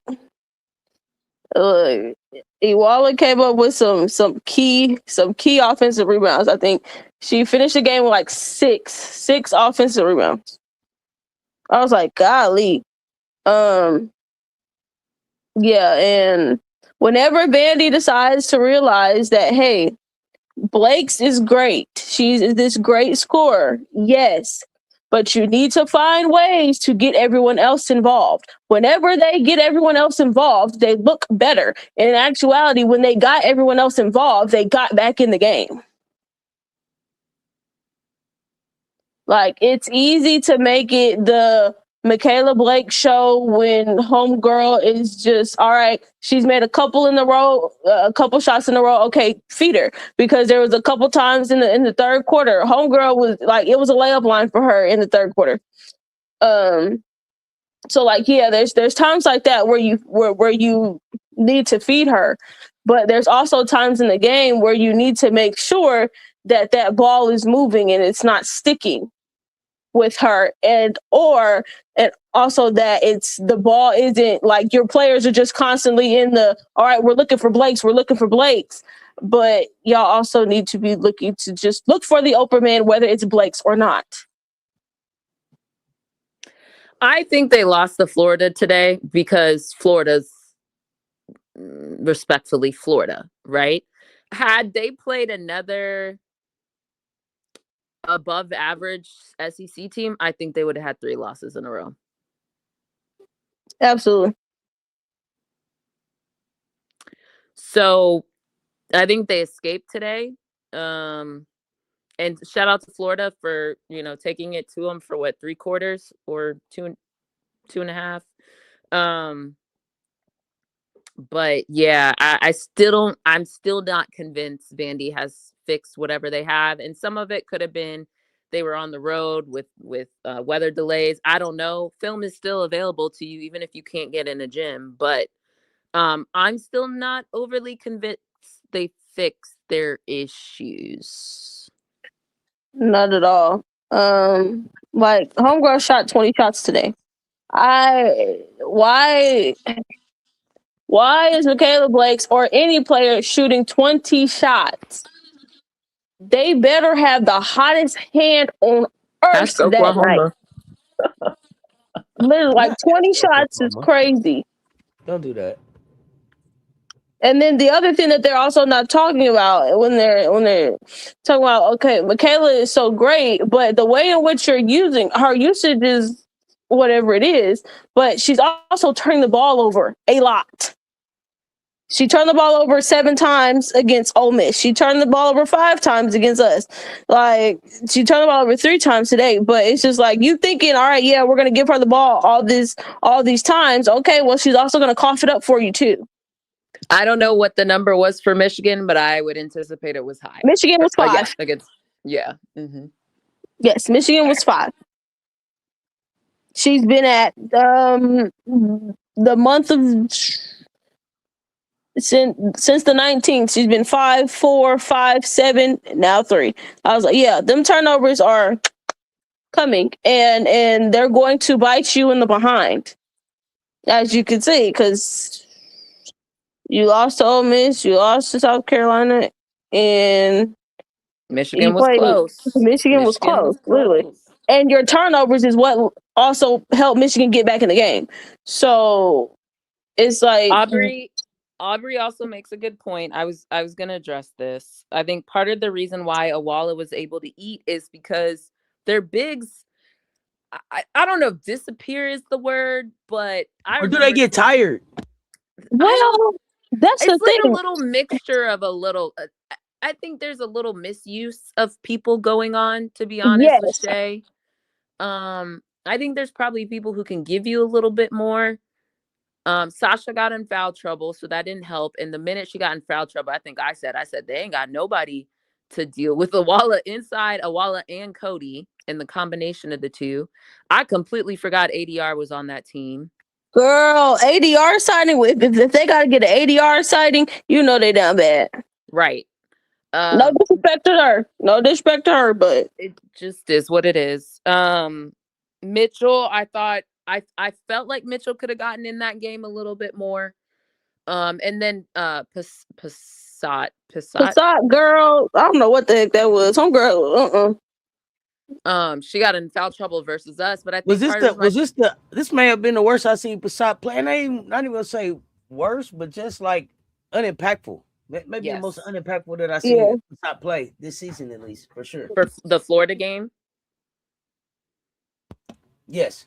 Yeah. Our game, she just got in foul trouble, but I think part of that foul trouble wasn't an anomaly. It's because she was forced to play against people who can bang, against her. And I think it's funny because Passat and O'Neal kind of remind me of each other. Like, they both don't really want to be in the paint. They want to be shooting their threes. And Passat's a better shooter, but it disrupts kind of the natural order, if you will. But like it disrupts like what you can do. And if they're hitting shots, then sure, it's a mismatch. But then Jackalenga, Sasha, Passat, Mitchell, it's like they're all kind of not quite what you need inside. So it's creating an issue if you have people like Jackalenga and Passat camping out and not really being able to give you kind of that 1-2 off pitch, if you will, in the paint. So I don't think you solve it in season, but I think that's part of their challenge. It's showcasing itself as the SEC play continues, right? As the quality of opponents or just the dog days of going through the SEC, it's showcasing itself. And also per usual, Dom put something on tape. We seeing Coach Yo loves to replicate anything Don does, and that's not pure shade. It's just factual. She'll tell you. She replicate what Don does. So she saw that and said, "Yep, copy paste." And so until Vandy can actually truly adjust for it, the teams that can do that to them. Granted, Mississippi State didn't have a great showing today because someone's britches got a little too flashy. But I think Mississippi State actually played. I forgot they already played. Mississippi State played Vandy already. And they actually did a good job against Vandy. They just ended up losing. But there's a couple teams that they still have left. They still have to do Texas, Oklahoma. It's a watch out for Vandy. I don't know. They got them a stretch. They getting hit with Kentucky, Oklahoma, Texas, Georgia, Kentucky again, Bama, and then Tennessee. Yeah, so from here on out, they get whack. And if you ain't on your P's and Q's, you feel take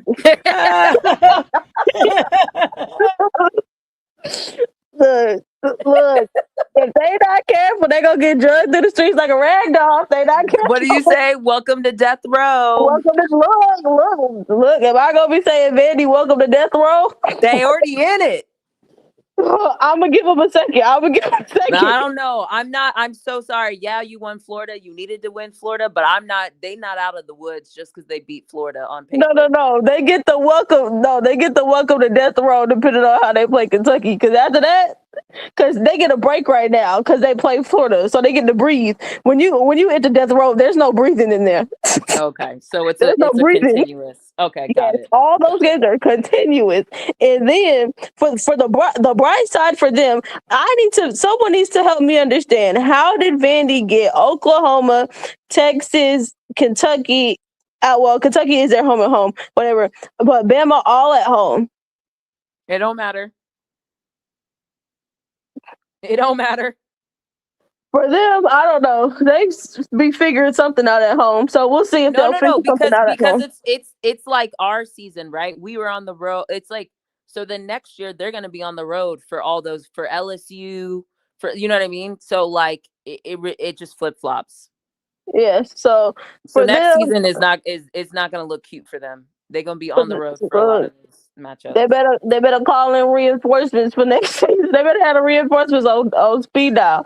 Yeah, they might want to call Camille Pierre back. I don't know how that thing ended, but they might want to call.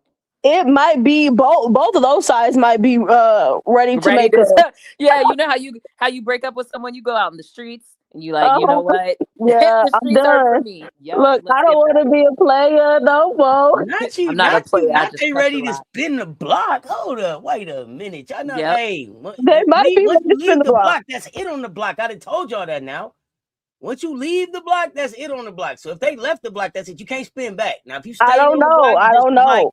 Up and down the street, in between the stop signs. I think they might need to reconsider. I think this might be spin back. You can't spin back around. Yeah, that late night text. Hey, big head. Yeah, exactly. Like somebody needs to send it because I think in this situation, both parties might be like, look, we might need to come back together. Because we tried. We tried dating other people. It just didn't work. I'm just saying, the streets ain't for me. Like it's just not for me. I gotta come home and I need to get my family back. Hey, big head. Hey, what did Cloud say on the broadcast? That's what they need to be doing to each other. Yeah, they need to. Oh my God, look, I won't judge them because for Pierre, I don't think it's working out over there at NC State like she probably hoped. I think though, but I will say this. I think Pierre is showcasing her. I do think her value is clearly not that it wasn't at Vandy. I think if you watch basketball and she was doing the same things. It's just not resulting in wins, right? Yes. She did a good job of showing that she wasn't the problem. Correct. She not the reason why NC State is not winning. That I'll say that. Yeah. That ain't it. And she's done a good job. She's done a good job of trying to play through it and figure it out and still be there. Like she gives effort. Her effort is generally there. There's a couple things here and there. I'm like, not a good decision, but I'm not always the biggest Camille Pierre rah person. I'm gonna keep it a buck. But in this case, this kid been showing up. Now, come on, coach. He got a few things he need to figure out, but we're not gonna start right there right now. He also on that list. Y'all keep calling other people's names. I don't hear his name enough. Girl, I need the mass exodus so we can just go ahead Because and when I confirm called that. his, when I said his name, y'all was like, he ain't going nowhere. When I said Jeff Waltz, y'all said he ain't going nowhere. Although Jeff looked like he done figured it out. He got something to work for him. So I got to back up off Jeff. But it's a few. When I done called their name, be like, oh, they ain't going nowhere. Y'all know what you saying their name for. Yeah, They've been but there you 93 you could years. say that about Wes Moore last year, but all of a sudden here we are, and we really seeing the fruits of his coaching labor. You can say that about what's my man name at Iowa State. Jeff, and I've been saying it about Bill Finley, whatever his name is. I've been saying it. Mm-hmm. I asked about him last year. He ain't going nowhere. He been there 39 No, that wasn't me. You didn't ask me. That was the chat. Because if you ask me, their names need to all be in there. All I'm gonna say is if if the Baltimore Ravens can get rid of Harbaugh, oh yeah, everybody's job on the market. Nobody's safe. That man won a championship years, centuries ago, and that man got fired, rightfully so. So should nobody seek be secure, especially because you ain't got no chip. That's what I'm gonna say about them coaches, especially the one over there at between Iowa State and NC State. Whew. NC, both of them, you got saved by the talent that you were able to recruit. Now that your top ones that gave you some type of cushion, a little bit of safety, now that they're gone, oh, your seat should be heating up. Who else we got? Y'all want to talk this Tennessee, or is there someone else we need to talk? Oh no, let's go ahead and talk Tennessee because there's a lot to talk about with Tennessee. It's a lot to discuss. Rocky Top, man. I'm gonna talk. I guess I'm gonna weave in and out of the Mississippi State game and the UConn game, if y'all cool with that. I will say in totality, the same issues that showed up. Well, they've been the issues we've been calling out from jump. I was ready actually to come and not have a my bad, a mea culpa on Kim. I wasn't fully there, but I was at least going to give her credit that it felt like she had gotten her, there had been the right adjustments. Whether the team figured it out, whether they grew into her system, whether she peeled some of the things back, only to sit and watch Mississippi State and be like, what is this? I was ready. I won't say I was rooting for you because I wasn't rooting for you, but I was ready to come and say, I've seen some changes. I got to give you credit for that. But no, nope. The IQ, walk their ass. Nope, you ain't getting none of that. Let's go. The IQ of this team, and quite frankly, the coaches, I continue to call out and have a question about, because whether, why are you telling us some of this information, Kim? I don't care how real you are as a person. Why are you coming to press conferences and telling us that your team didn't show up on time? They're distracted in practice. They're not listening. They're not this. They're not that. Take me out the group chat. I don't want to know this. You don't need to tell everybody everything that's going on in your program. Furthermore, it makes you look worse because you have the tools. Thank you. Yeah, you have the tools and the ability to discipline the girls when they're not listening to you. They're not listening to you. You stop practice. You make them run the line. I actually had a coach called a timeout during one of our games and made us run suicides during that timeout in front of everybody. Literally called a timeout, told us get on the line, and we ran that whole 30 seconds to a minute that we had a timeout. The other team was staring at us. Like, it is a thing you can do. It's fully available to you as a coach.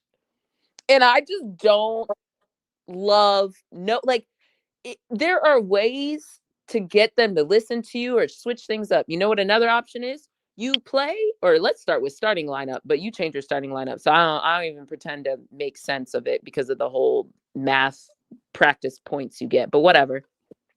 You can change your starting lineup. You cannot play people. It's a choice, but you promise minutes and NIL this and hockey subs that, but it is a choice.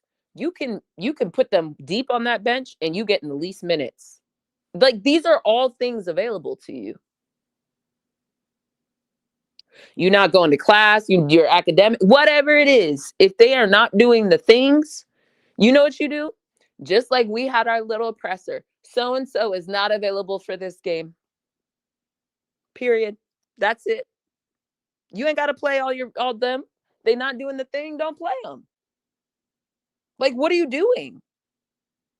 It's giving homegirl wanted to call their parents, but calling their parents ain't an option. That she feel like she can use. So she was like, let me tell the media so maybe he can get to their parent that way. So I don't personally have to call the phone. Yeah, but it looks like the insane asylum. Would they be saying the inmates running the asylum or whatever? And I don't even love that, when you talk about Black women. But like, you can't have these girls run you. If anything, all it's showing is that she's not realizing is that Tennessee was too big of a job for you. That's too big of a program. Like. That's what it's looking like. It's looking like you don't know how to manage. Absolutely. Whomever is there. And I know that AD is looking like, golly, did I make the right hire? They are very much questioning it. Every time she opens her mouth about something, about the fact that she cannot control the program that they hired her to run. I hired you to run the program. So what are you crying to me for? That you can't run it. I've given you all that I can give you. I've given you the money to go out here and recruit these top players. So why are you still crying to me? She should honestly, she should ease up off of the overtime elite girlies. You only need 4 of them, maybe 5. And then the other 5 go get from a mid-major who can run the system the way you want it to run. Because now you in the press conference crying and whining and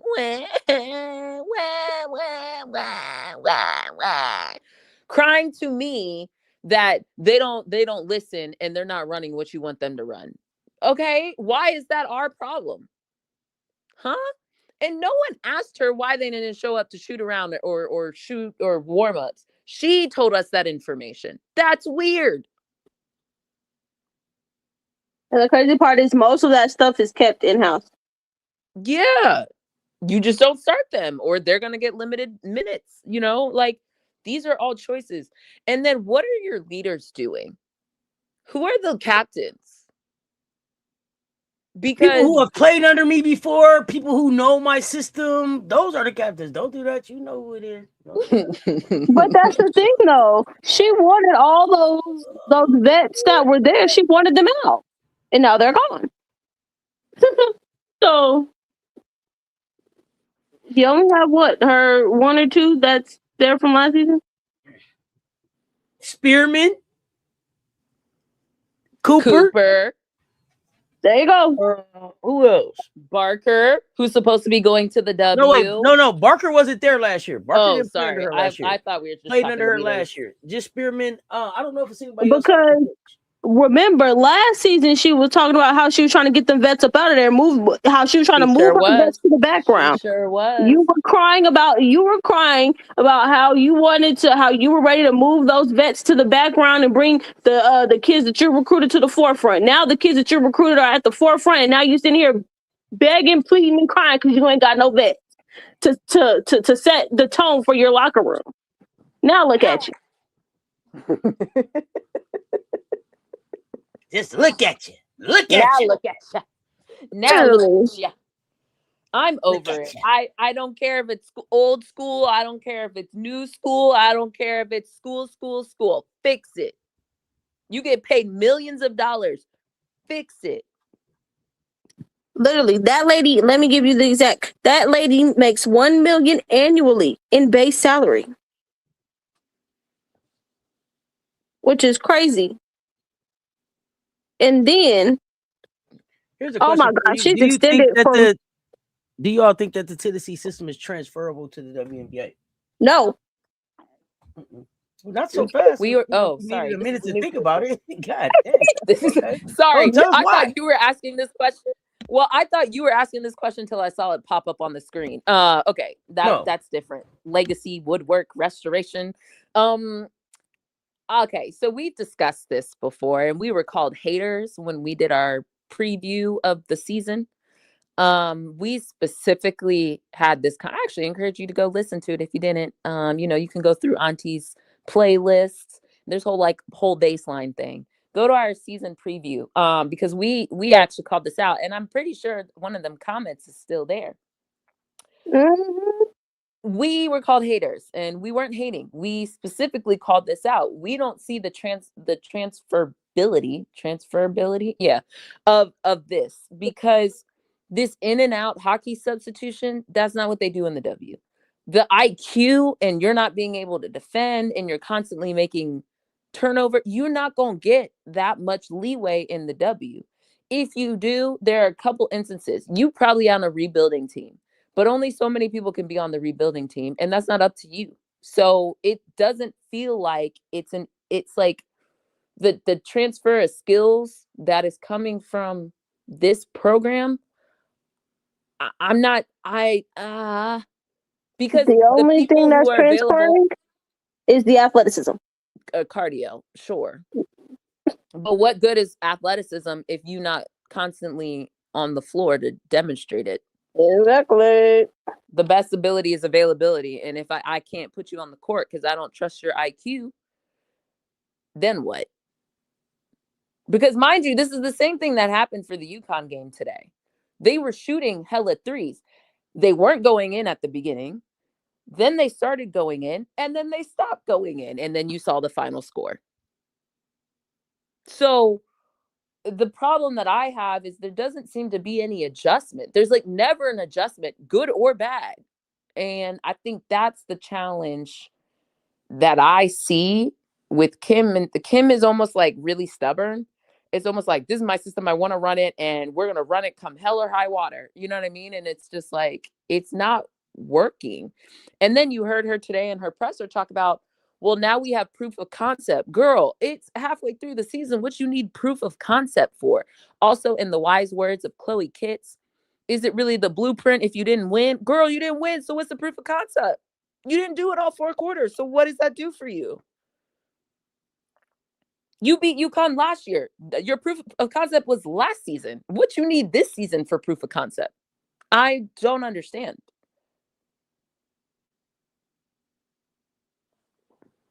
So, short answer, I don't see a lot of transferable skills to the W. 1 or 2 people might, but the reality of the situation is Janiah Barker is, and she hasn't been in your system for the 2 years, but Janiah Barker is your person. And Janiah Barker is not necessarily the person that I have questions. Her body type is great for the W, but her decision making is questionable. It's not consistent. And we saw points of the time in the game where she hit a big 3, and there were points in time in this game where I was like, well, what are you doing? The lack of situational awareness is a problem. Is there a controlled system that she could play in? We don't know, because she's if you don't get 5 skips. If we only give you 3 that you have to pick through, then you're better suited here. But how do we know? She's hop, jump, and skip. She's never stayed in the same system. I think, and the type of coach that Janiah would need they're definitely a player's coach. She would need a coach that is a player's coach. To be able to do with all the ups and downs that come with Janiah.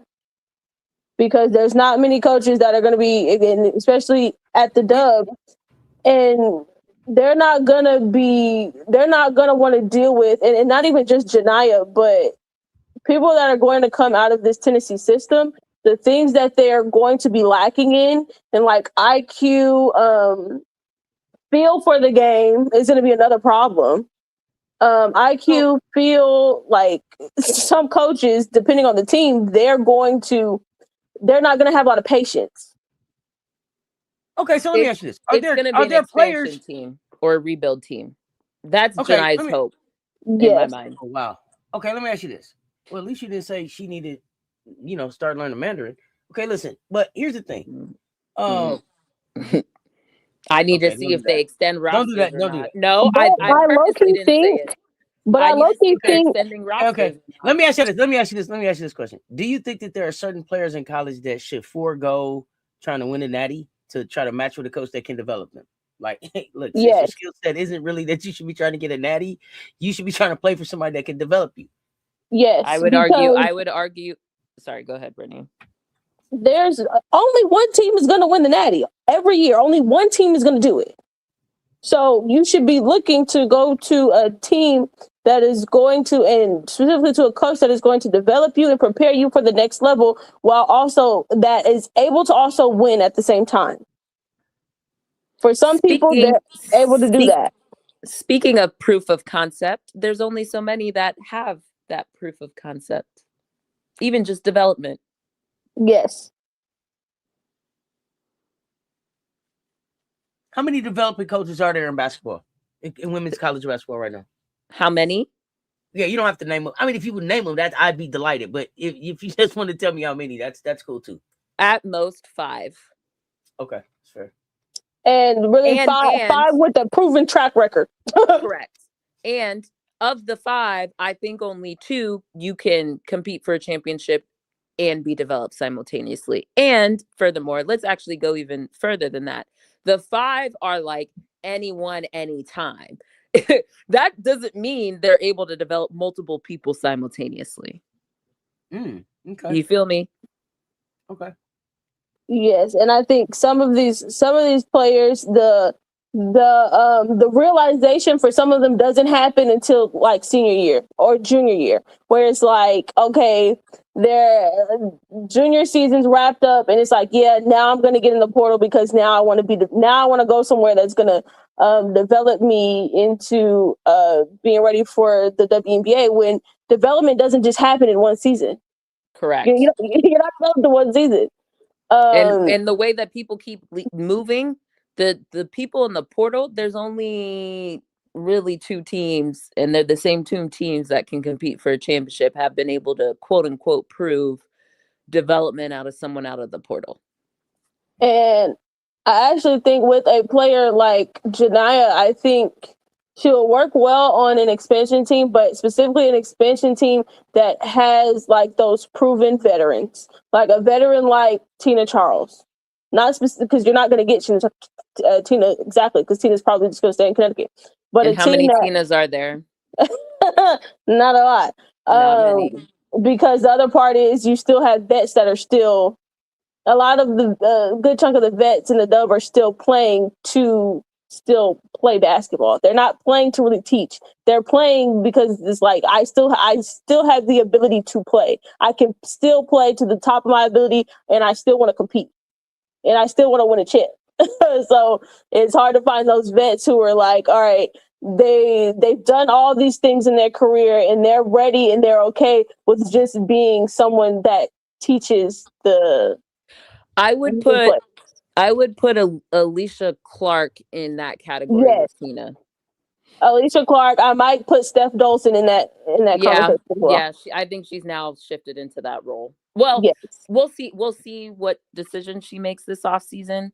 But yes, those are the 3 that come to mind at the big position. So for forward/center, but there's not that many. Yeah, that's the hard part, because many of the vets that are still in the dub, they're still competing to win chips, and to add things to their resume. Right. They haven't won a chip themselves and are now trying to get that, or there's not that many who can be on a champion mentoring, if you will. And granted, Tina hasn't won, but I would say Tina is in that category of being able to like mentor like a championship mindset, or at least a longevity in the career mind in the W mindset. But there's not that many. Emma Cannon might be the other one, but I think that's more from like a journeywoman perspective. But yeah, there's not many. There's a handful. Like, I think some of these players need to realize, and specifically the players who are playing to get to the dub, because yes, not everybody in women's college basketball is playing to get to the dub. Some of them, they're playing basketball because they love basketball, but they know that once this is done, they're going to a 9-to-5, like everybody else. Or across them seas. Or overseas. One of the two. But those who are on the I have the skill set for the dub, and I'm looking for the coach, the right coach is what they should be looking to go. Start looking for your coach. Excuse me. Let me jump in here real quick because I see this comment. Come on, guys. I'm 79 years old, and I can see that Ms. Barker is more concerned with impressing WNBA scouts than defeating Tennessee opponents. She's doing what she wants to do out there, and that's our exact point. If she's doing what she wants to do, but here's the thing though. If she's doing what she wants to do out there, then she's not doing a fucking thing that needs to be done to impress a WNBA scout. That's right? What we're saying. Because what a WNBA scout is there to see is how you participate in defeating your fucking opponents. So if that's not what she's interested in, then it doesn't sound like she's interested in going to the WNBA. Well, that's exactly our point. Most of them out there are just doing whatever they want to do.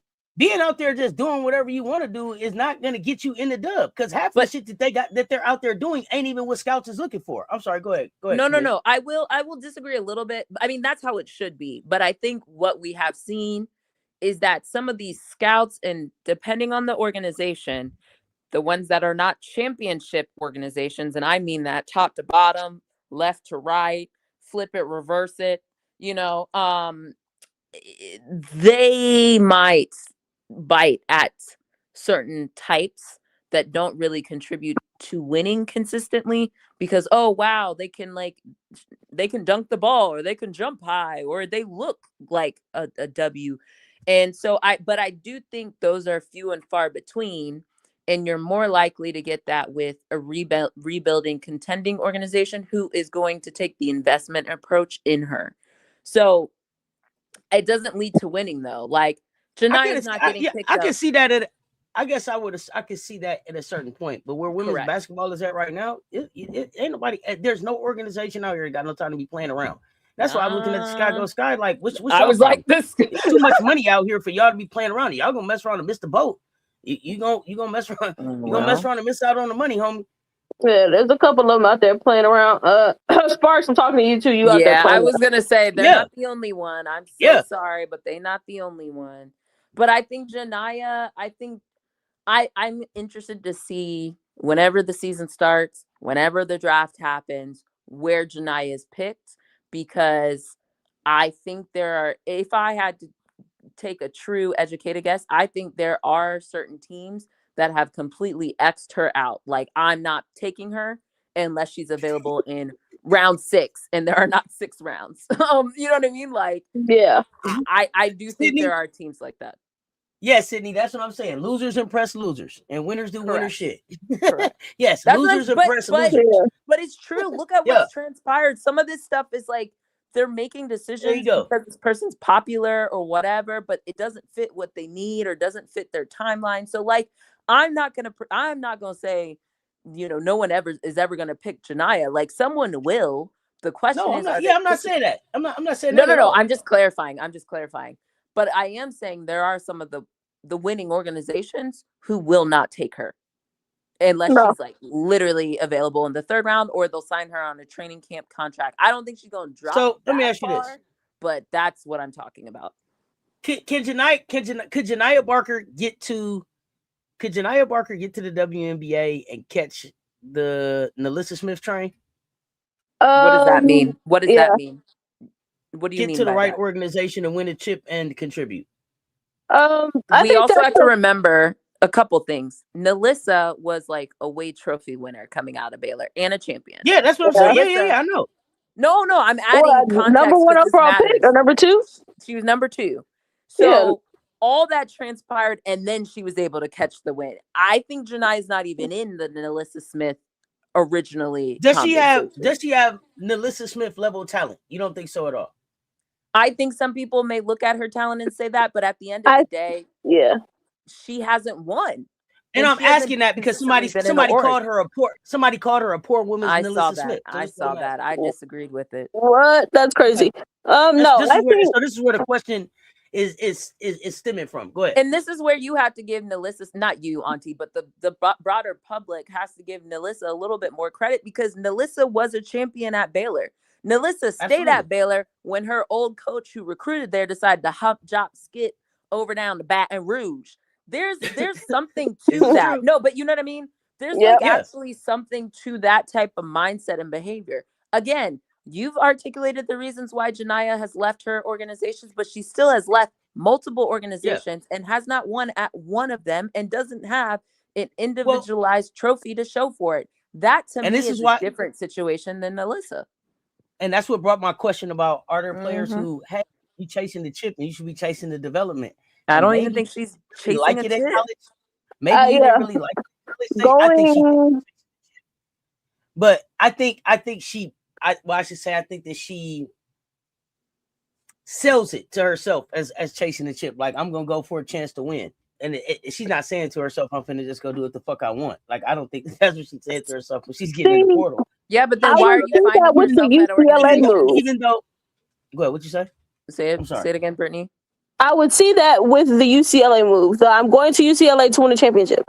That one. The move to Tennessee gives a move of I want to be able to play my way, a style that I feel like is best for me, and I can, and it's a vibe. It's I'll say this. I think, and it could very well be that, but I think the way that the handshake line went meant that shows that it was something a little bit more personal between those two that maybe caused her to leave. True. The way she project away, there was some, I would say, broken trust. It looked like in that moment, regardless of like she shook her hand, but then was like, "Come on now, don't." I'm not even gonna play. I think it's the picking Tennessee specifically. I'm gonna shake your hand and I'm gonna try to do this thing, but I'm not gonna hug you and I'm not gonna put no airs on. So don't try me like that. Go ahead. Here's the thing: she should have followed her Benedict turncoat friend, London Jones, and gone and taken her ass to Southern Cal. Dead ass. Right. No. I'm serious. Right. I'm very. What do you mean? Yeah, right. Coach G can't deal with her. Coach G can't deal with what the fuck she got now. Could you imagine? Can I say where I think she probably should have looked? She should have considered going down the street and staying in Southern Cal. The reason why they have more, I still think it's an open. Well, you can clearly do what you kind of want to do with Coach G, low key. They don't really have big presence. That was part of the issue. I think Janiyah felt, and also I think Janiyah felt, but also like there's a little like Corey couldn't really use Janiyah like how they should have been using her. I think had she just taken her ass down the street, she would have had the Southern Cal. She would have been. I think it actually would have worked out better for her. I'm not joking. And then she also had the chemistry with London Jones already, and that I think would have been a better situation for her than Tennessee. Y'all know where I wouldn't have minded her looking at? How does that play in the locker room with the freshmen that are coming in there and stuff? It doesn't. With Jazzy and them. Well, London came, so why? Yeah, it shouldn't be an issue. London come. Okay, let's not act like Janiyah Barker has a bit. I just told y'all. Didn't I just tell y'all that woman been scared of her since she put her hands on her the first time we seen her?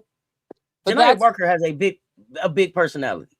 Okay, y'all just told me Juju right there too. Like I'm not understanding. Juju's not Janiyah. Juju's not Janiyah. Okay, but I don't think that Juju do business like Janiyah do business. Can I say a coach that I think? Yeah, go ahead, Brittany. I still think she could have gone there. I don't think I think part of Janiyah's issue is who also is in the locker room with her. I'm gonna just say that. But that's something you should be self-aware about. That requires EQ, so. A place that specifically a coach that I think would be able to work well with Janiyah is maybe Coach Yo. Definitely. Coach Yo should have, yes, Ole Miss should have been an option, especially with Ole Miss already saying that they were going to really try to play. I think her and Cody could have worked because Coach Yo is the one at the helm of it. I think those are two temperaments that I think they can clash, but there's an opportunity that those two could be thick as thieves. Two temperaments that could be thick as thieves that you hate playing against them. I'll give you this. I'll walk with you here, right? Because Awala would have been the 5 still. Barker could have been the 4. And Cody would have been the 3. Would have been the 3. The problem that I do foresee is considering where she already came from Texas A&M, and speaking of programs not investing in their women's basketball, I think that would have been the issue. And Oxford, Mississippi, and their ways. I don't know. Yes. I just have questions about that component of it. I would just hope that with it being Coach Yo and a Black woman at the helm, she would be able to ease her a bit. Being in Oxford, Mississippi. So that's I wouldn't have minded her going to Coach Yo, because I think, and especially Coach Yo had Shakira. That's facts. I forgot about Shakira. She had Shakira. She had Shakira. Actually, if anything, Janiyah wouldn't be too far off from the Shakira archetype. That's true. I'll give you that. So for Coach Yo, y'all think that Janiyah Barker is Shakira Austin in the W? No, we're talking about archetype. Just not saying she's gonna be as good as Shakira Austin, because I think Shakira Austin, the other part is I think she's gonna take a jump. The jump is coming in this whenever they figure out the season stuff. I think she'll take the jump, assuming health. Yes, that's the thing. Assuming health, I think she makes the jump. But I think Shakira is who she should model her game off of. I don't think I see Janiyah as even if it's like a hybrid center, I don't see her. Anyway, but I hear you. I forgot Shakira was at Ole Miss for a hot second, or University of Mississippi.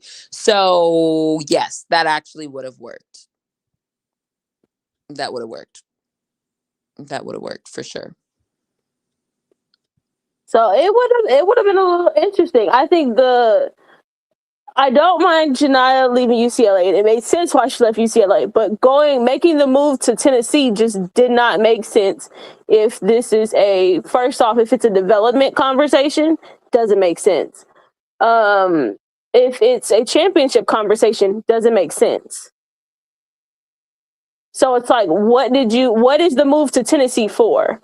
Because Tennessee gave a nice bag? Okay, I understand that. Maybe the vibes that Tennessee was giving, because Tennessee was giving, after the way in which Tennessee ended last season, Tennessee looked like they were going to come into the season with a whole bunch of energy. Like, are we sure that she didn't get tapped on the shoulder? She might have gotten tapped on the shoulder, but either way, it's the going to Tennessee specifically. Still could have gone down the street. Yeah, they lost everybody. Yeah, but there was space. Okay, but what? Just because it was space, were you welcome? It's one thing for you to be like, it's a seat at it's one thing for you to be like, it's a seat at your table, and it's another thing for me to be like, I don't want you to sit at my table. But okay, I'm trying to understand. Well, I don't want to go down this, but my thing is, if London Jones could go there, I don't understand why Janiyah wasn't an option. That's what I think. And especially because when recruiting was all said and done with the portal, we said they needed a big, and they didn't get it. When they didn't get Sarah, because she went to UConn. So it was like, all right, they need a big regardless, whether center, power forward, whatever, you need a big. And they could have went and just said, hey, come on, Janiyah. Come on with London. We'll take you.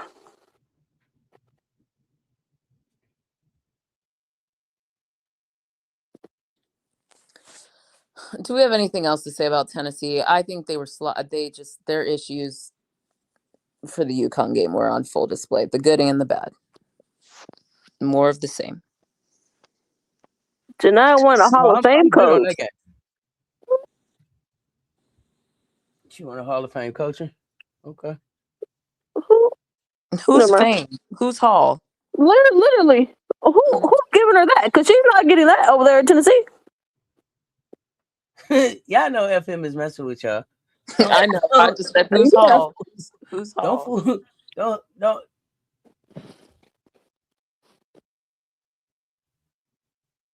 Damn it. No, that was all. I didn't have nothing else on that game. I mean, other than I think, and I think we talked about this before. Like the Tennessee has to figure out what they're going to do when they have Pardo on the floor. Like they have to figure out what they're going to do when they have Pardo on the floor, because I just felt like at times she was just getting picked on today. She was just getting picked on today. She was too small to be able to compete on defense in some spots. So I don't know. Well, offensively wasn't that much better either.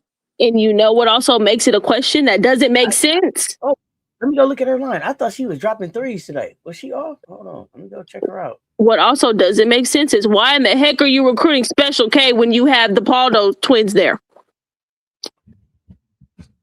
Are you recruiting Special K or is Adidas recruiting Special K? I don't know. Whichever one it is, it doesn't make sense. They appear to be one and the same these days. So well, either way. Could you absolutely see? Well, could you see a place where she would try to run them all three together, the Paldos and Special K on the floor at the same time? I think that's a very bad idea, but go ahead, do it if you want to. Would she try it? I wouldn't put it above her. That's what I want to know. Would she try it? Do you think she would give it a shot? Could that be I don't see her putting even the twins on the floor at the same time. That hardly happens. But then the other day she said Mia and Maya came to play. Remember? She did, but the time didn't reflect as such. I don't know. Yeah, so it's just see, the masters don't be mathing. Did you find the stat line for today, Auntie, or do you want me to read it to you? I can read it to you. Oh, go ahead.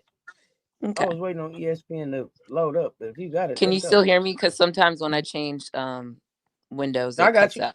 Okay, so Mia Paldo, 25 minutes, 5 points, 2 for 9 overall, 1 for 6 from 3.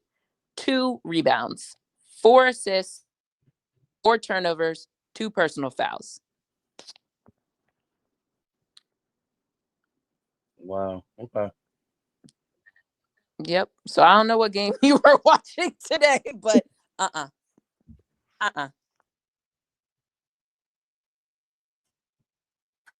It's just Tennessee is very interesting, especially because Marina.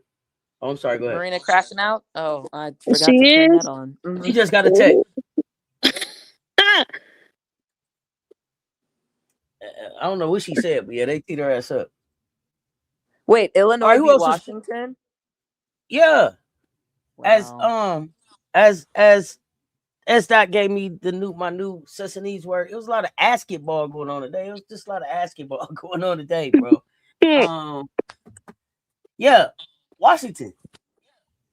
Come on down. Come on down. Cause who did they lose to? Were they even ranked? They lost to an unranked team today, right? Wait, sorry. Who did you say again? Washington. Washington technically was still 25. Remember, they also beat Maryland. No, I said they lost to an unranked team, though, right? Oh, Illinois got out of the top 25, yes. But they're like on the cusp. Not ranked. Yeah. Basketball, bring them on down.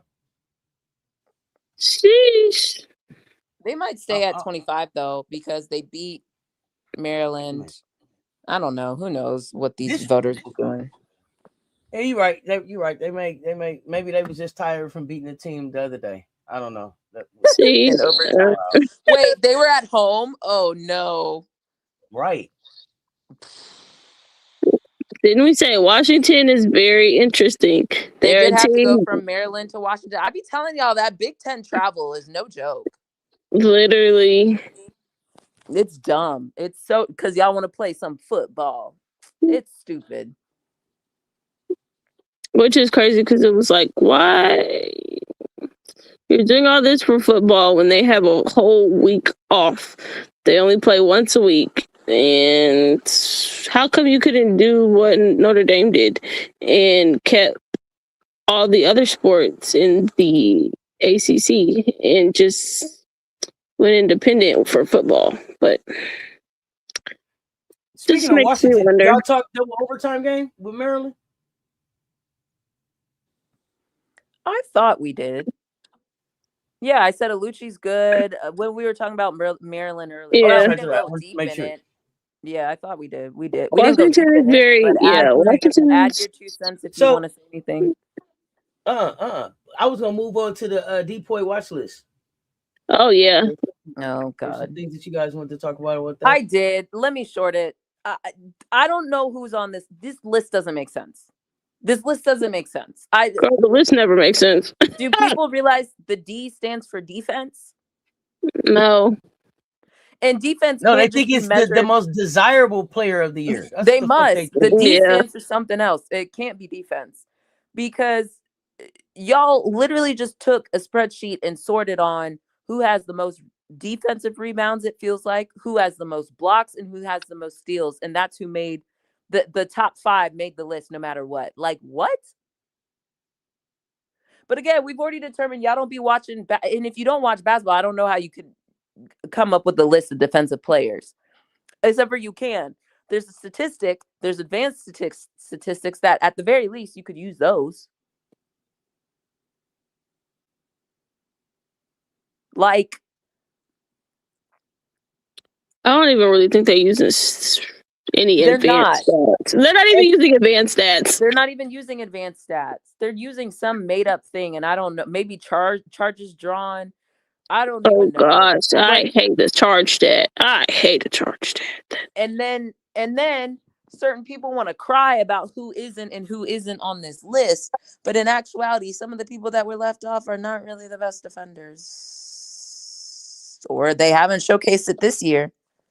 Their PR machine says they're good defenders, but they haven't showcased it this year. So you know how there's like the win share stat?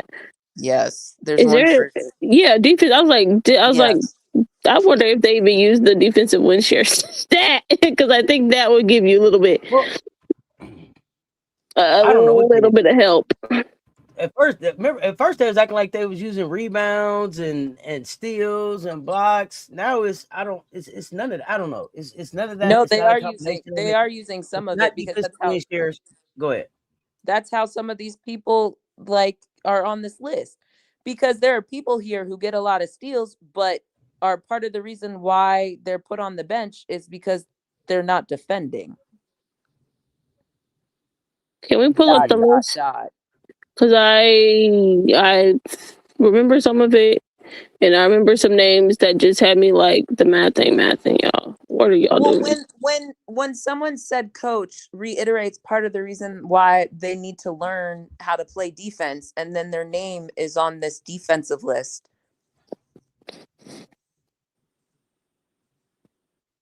Like, I think, like I said, okay, so here we go. KK Arnold from UConn, Reagan Beers from Oklahoma. Why is Reagan on this list? Yeah. UCLA. Michaela Blake's Vanderbilt. Why is Michaela on this list? Respectfully. That is a respectfully, but why is she on this list? Keep going.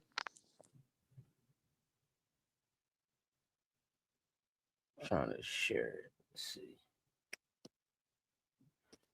Madison Booker, Texas. Kennedy, Cambridge, Ohio State. Talasia Cooper, Tennessee. Questionable, but go ahead.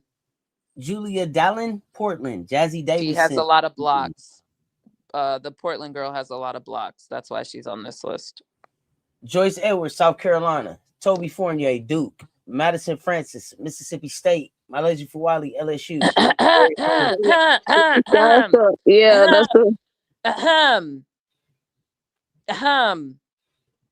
If someone's coach says they need to learn how to play defense, why in God's great green earth of the year of 2026 of our Lord are you on the defensive player of the year watch list? I do not give a damn how many steals you have.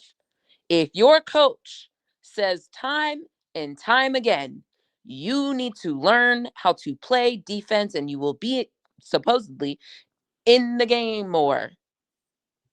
Why are you on the Defensive Player of the Year watch list? Okay, carry on.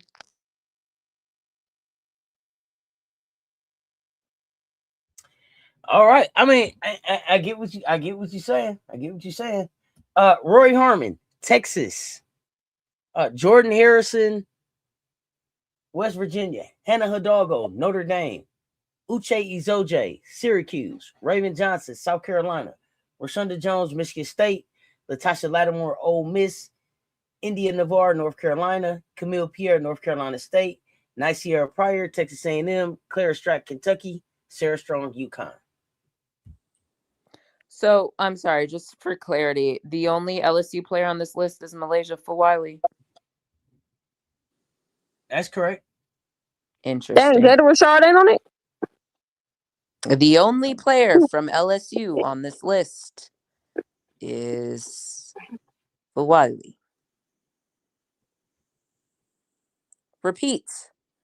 The only player on this list from LSU is the person who just transferred there. Let that sink in.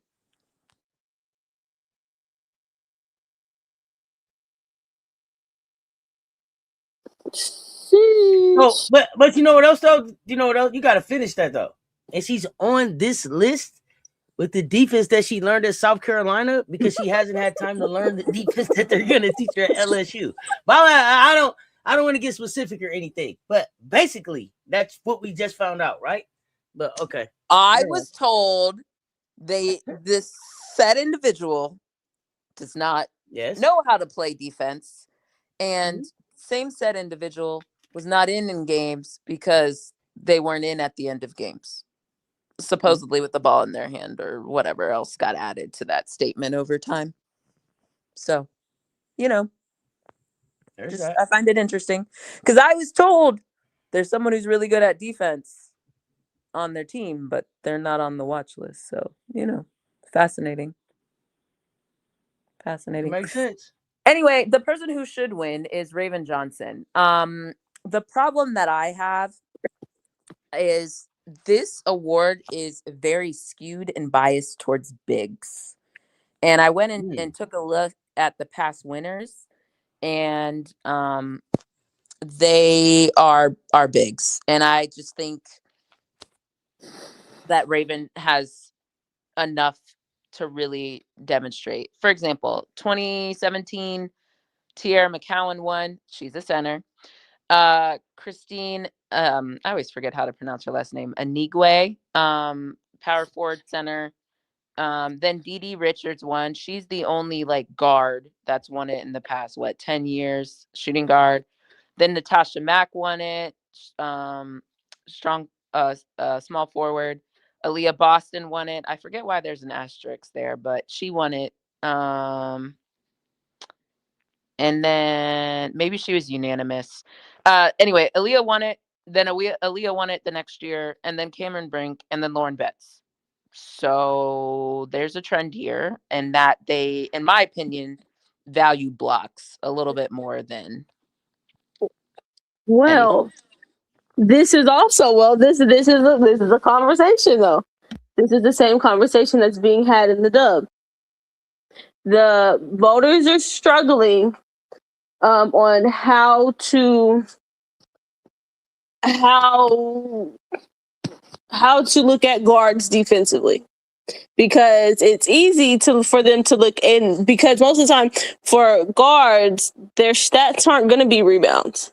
Their stats might come in steals, but the other part about, I hate the fact that people look at the steals thing, because steals isn't a adequate show of how good they are defensively. That just means you can you play the passing lanes well, and or you have good most of the time it's passing lanes. Most of the time you can play the passing lanes well, but most of the time the people that play the passing lanes really well, that are high in steals, they give up a lot of backdoor passes as well. Most of the time. Right. um, I wish deflection to if it were deflections, I would probably like yes. that a little bit more than steals, because steals also require that you get the ball. I can deflect and it doesn't translate to a steal, but it goes right to my player, or it goes out of bounds. Like, you know what I mean? Like a block can go out of bounds. It doesn't change possessions, whereas a steal has to change possession. It just is like one more step than a block is. And for that reason, they don't equate. Yes. So it's them needing to find ways to acknowledge that these guards are also out here playing defense. And then just the other part about it is defense for guards is really hard, especially in a day and age where the offense has so many things that they can do. So many rules that help them compared to the defender. They can't even barely even hand check now. They've now gotten to the added in this year back in where they could do the little hot stove touches. But Raven keeps getting called for them. Apparently she's not on the stove hot enough. She don't get her hands off. Raven keeps getting called, and she's like, "Wait, I thought we could do." Yeah, but I will argue the W is different than. The W feels a little different for me. If this is where you were going, where maybe this isn't where you're going, but the point about more of the bigs are getting the defensive awards than the guards, but it kind of makes sense to me because the better players are still at the post position in the W, whereas for the college game, quote unquote, the better player, like you look at the mid-year watch list, and 60% of the watch list to 65 were guards. True, but I also think for the dub there are some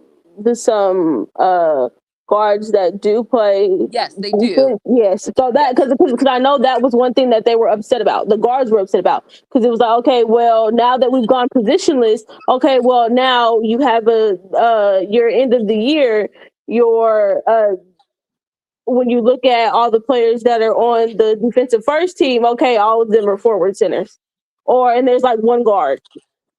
Yeah, so, or Gabby this year. But that's what I'm saying. Like I hear that, and I still wish there was a stat that gave you a better indication, or a primary ball defender. I think that's actually where Raven think is winning. And Raven is doing it on a multitude of positions. And I think that's where there's literally no one else at the guard position who can say that they've had to do it on a multitude of positions like Raven. As much as people like Rory and her charges or whatever, and she did some good stuff today against Oklahoma, which we didn't talk about, but the uniqueness is Rory can't guard bigger than the two. Raven can't. And has and did on supposedly the SEC Player of the Year last year and whatever. And so this is why things like this, when it comes to like awards, where I'm just kind of like, when it comes to award season, I think award season needs to be voted on by players rather than the media, because the media is going to watch whatever the media is going to watch. The media might not even be understanding what they're watching compared to the players. The players have played it. They've played against these people, or like I wouldn't even mind if it was like if the voters were dub players, international players, and coaches, and you just cannot vote for people that are that played at your school. I would be okay with that, because then I'd be able to say, okay, well, at least this is being voted on by people that are understanding what they're seeing, because the media continues to not be able to understand what they're seeing. And I question, are you not understand? What is your bias? What are you getting out of this? So how big is the bias? Because at the end of the day, everyone is going to have their bias. But I would hope that someone that has played the game at that collegiate level, they'd be able to say, okay, yes, there's a little bit of bias, but they'd be able to put the basketball first. Well, the NCAA can't even figure out who's eligible to play in college. So, we're asking a lot. We're asking a lot, but, I digress. Anything else, Auntie, you want to add to this Defensive Player of the Year, or Brittany? Anything else you want to add to it? Otherwise, I'm good. I just like feel Sydney. I do like Ravens Sydney's should be idea at of the top. adding deflections as a defensive stat, forces the offense to start over, forces rush plays, shots, causes offensive confusion. Between deflections, how many possessions has this player played on that player, and what is the field goal percentage? I think those are things that they should also look at as well. So, Sydney, you like my idea of deflections, which is what I was saying earlier. Like, yeah, it's not representative. Like, it's the whole problem. Like, that's why I don't like steals, and blocks they're not holistic stats. It's they need to advance. It's time for, okay, y'all want to be all about stats, this, that, stat. Okay, advance and put that stat in there. Please and thank you.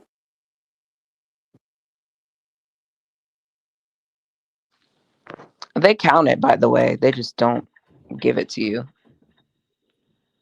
Teams individually count. What is the point of counting it if you're not gonna tell nobody? But that's my point. This is why I keep telling you guys I don't believe in, like, this is why every time you guys kind of laugh at me, but I'm like, I don't care about stocks. I do not. Like, it is not fully representative. Yes, it is a stat, but it is not the stat, because inherently what's missing in the box on the box score and sheet are some of the quote unquote hidden stats, because they don't show it to us. But we know from Team USA, because Stewie and Asia were always arguing about who had the most deflections. And Cheryl Reeve would always have to say, oh, on this team it was Asia, and on this team it was Stewie. We saw it in the Olympics. Like, it is counted. Teams count it, but it's not on the box score. You talk to them about it. I don't know. But that's more representative of defense. That's exactly what I was saying earlier. That's why I don't believe in stocks. Stocks don't, it's whatever. Because it's a flawed counting statistic.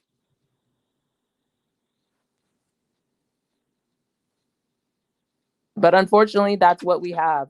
I mean, there is a primary defender stat, but you got to go into the advanced analytics for that.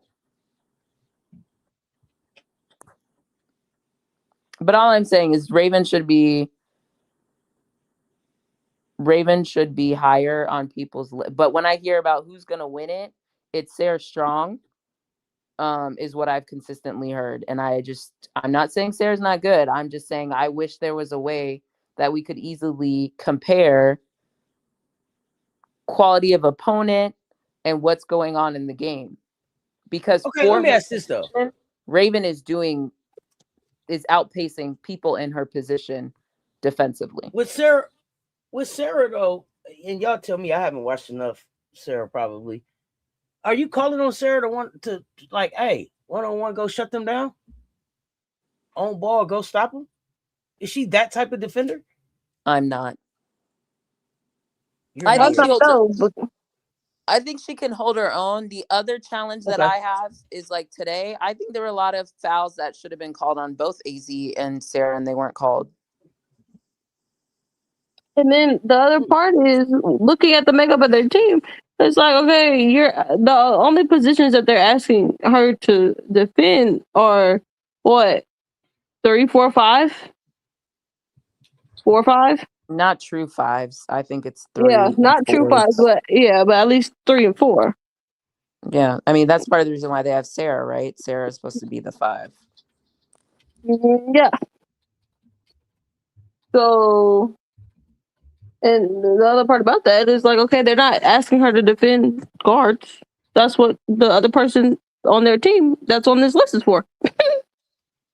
I just don't think, I guess I'm just calling what I want to call into question, and this is no surprise, because if you've listened to me all year, defense is not something you can just look at a box score.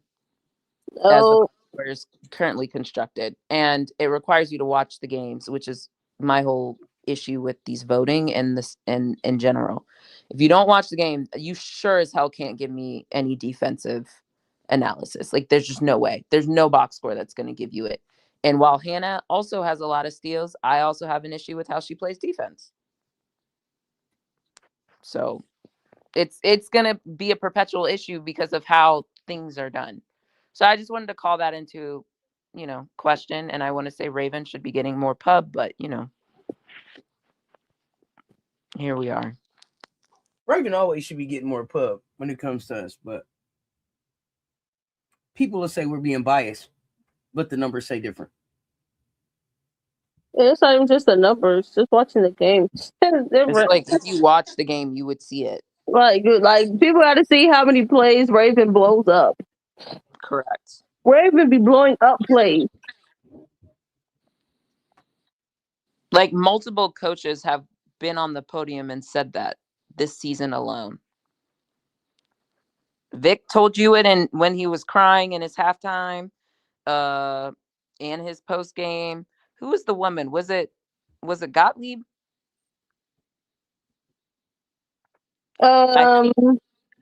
Kara kind of alluded to it. I don't think she said Raven's You got name. me on that one.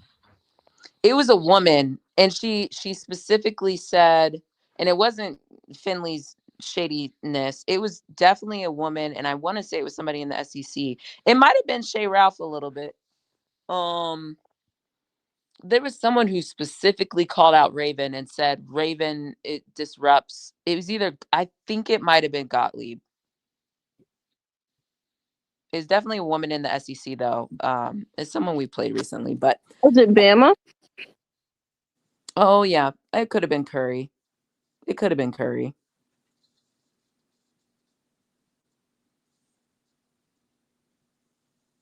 You did Vandy Ole Miss, right?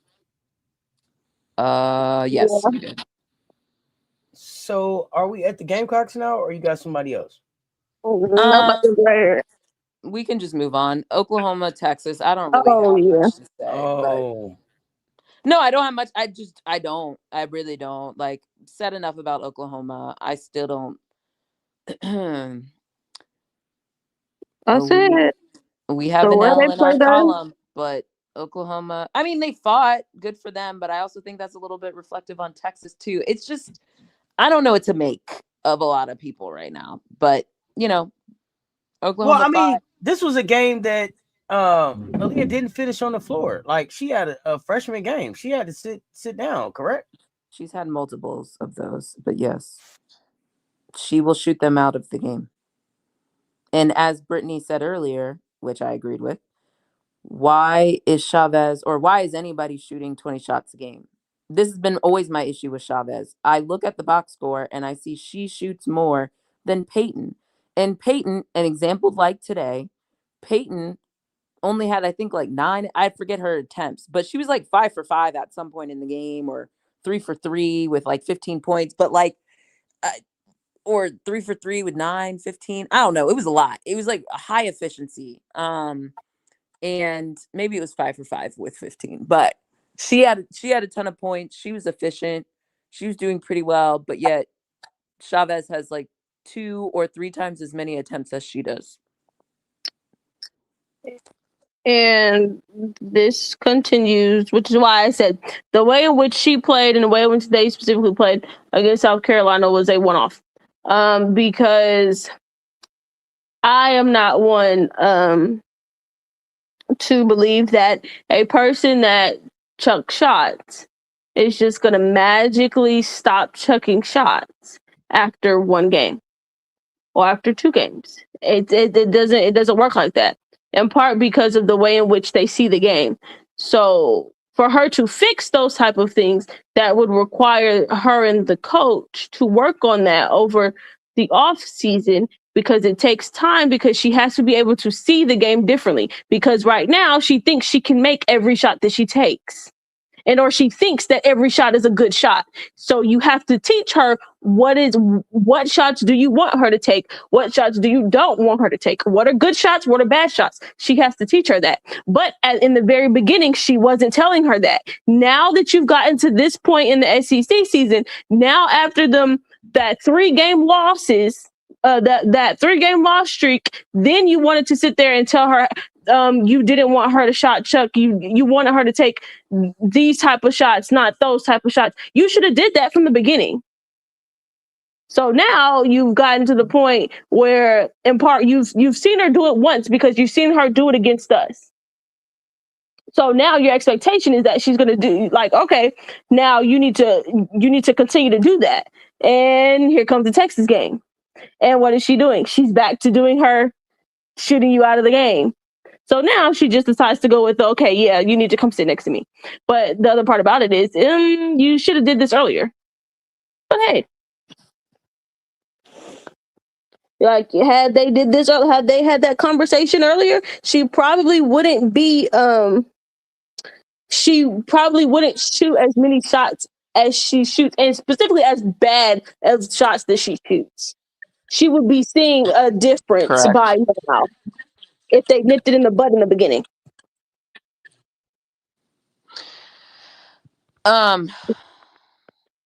So I think part of the reason why there's lots of reasons why they lost, but another contributing factor to why the reason why they lost, Sierra Williams went 2 for 5 and only had 5 points and 2 rebounds. I think Texas did a good job of making sure she didn't impact the game. And 5 turnovers. And 5 turnovers, thank you, and 4 personal fouls. And I think, and then Zan was fine. I think 15 points is fine. But she didn't really like go off goal. It just, and 5 turnovers there. Yeah. And then somehow for most of the game, you didn't have Beers with a single foul, which just look at her. She'd be fouling, but y'all didn't call it. But she only had 10 points. That's why she didn't have a good game. She was like, how do I do this if I don't have she was like, I don't know what the hell is going on right now. Right. So it was interesting. I think, like I said, Carlton and Cunningham didn't have that great of a game, but rebounding, she was fine, but I thought she was much to be desired. But I think Carlton and Cunningham and then Oldacre bothered their inside game between Beers and Williams, so they didn't really get off. Somebody threw Oldacre down like a little rag down. That was Beers. That was Beers. Crazy. No foul though. No foul. No, they called a foul on that one. Oh, she did. There were others. Okay. There were others. She ended up. I don't know why I thought she finished with no fouls. That's why I was like, they didn't call one. They did tell us, and then all of a sudden she got 2 more fouls right after that. I said, Yeah, I think until they, like I said, Oklahoma's question always is, will they remember they have Beers? That's always the thing. Or can you stop Beers, or can you get her in foul trouble or whatever? I think Texas did a decent job of trying to stop transition shots. They limited second points. So I think that's the recipe for Oklahoma. And then Texas not allowing them to rack up a bunch of transition points. So look, Jesus. That's the thing. If you can stop Oklahoma from getting out of transition, you save yourself a lot of time giving them a bunch of because you're taking away those easy points that they need to get because of how bad their shot selection is at times. So they need those transition points. You take those away, now you're giving yourself a very good opportunity to beat them. Win the boards, slow them down in transition. That's a recipe. Take away the 3-point line. That's a recipe for a win. There you go.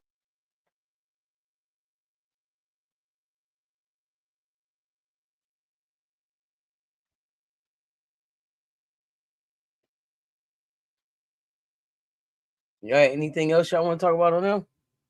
No. Too many outside shots and didn't make one. Not Beers is country strong.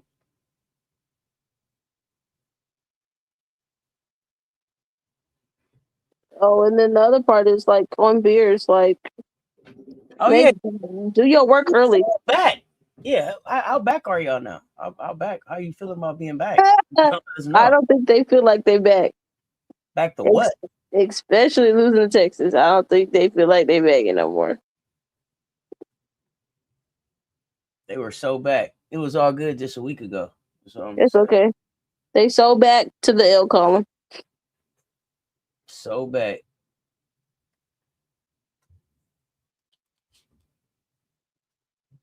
Y'all know how I feel about the Oklahoma game. Let's move on before I say my things. I'm trying hard to bite my tongue.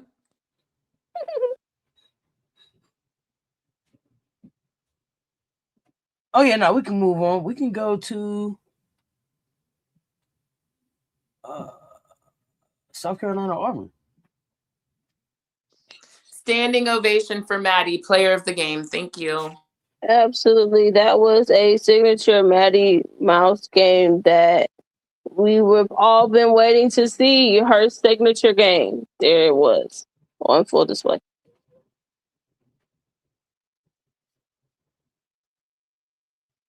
She was a pest defensively, which is exactly what I asked her to do after Oklahoma.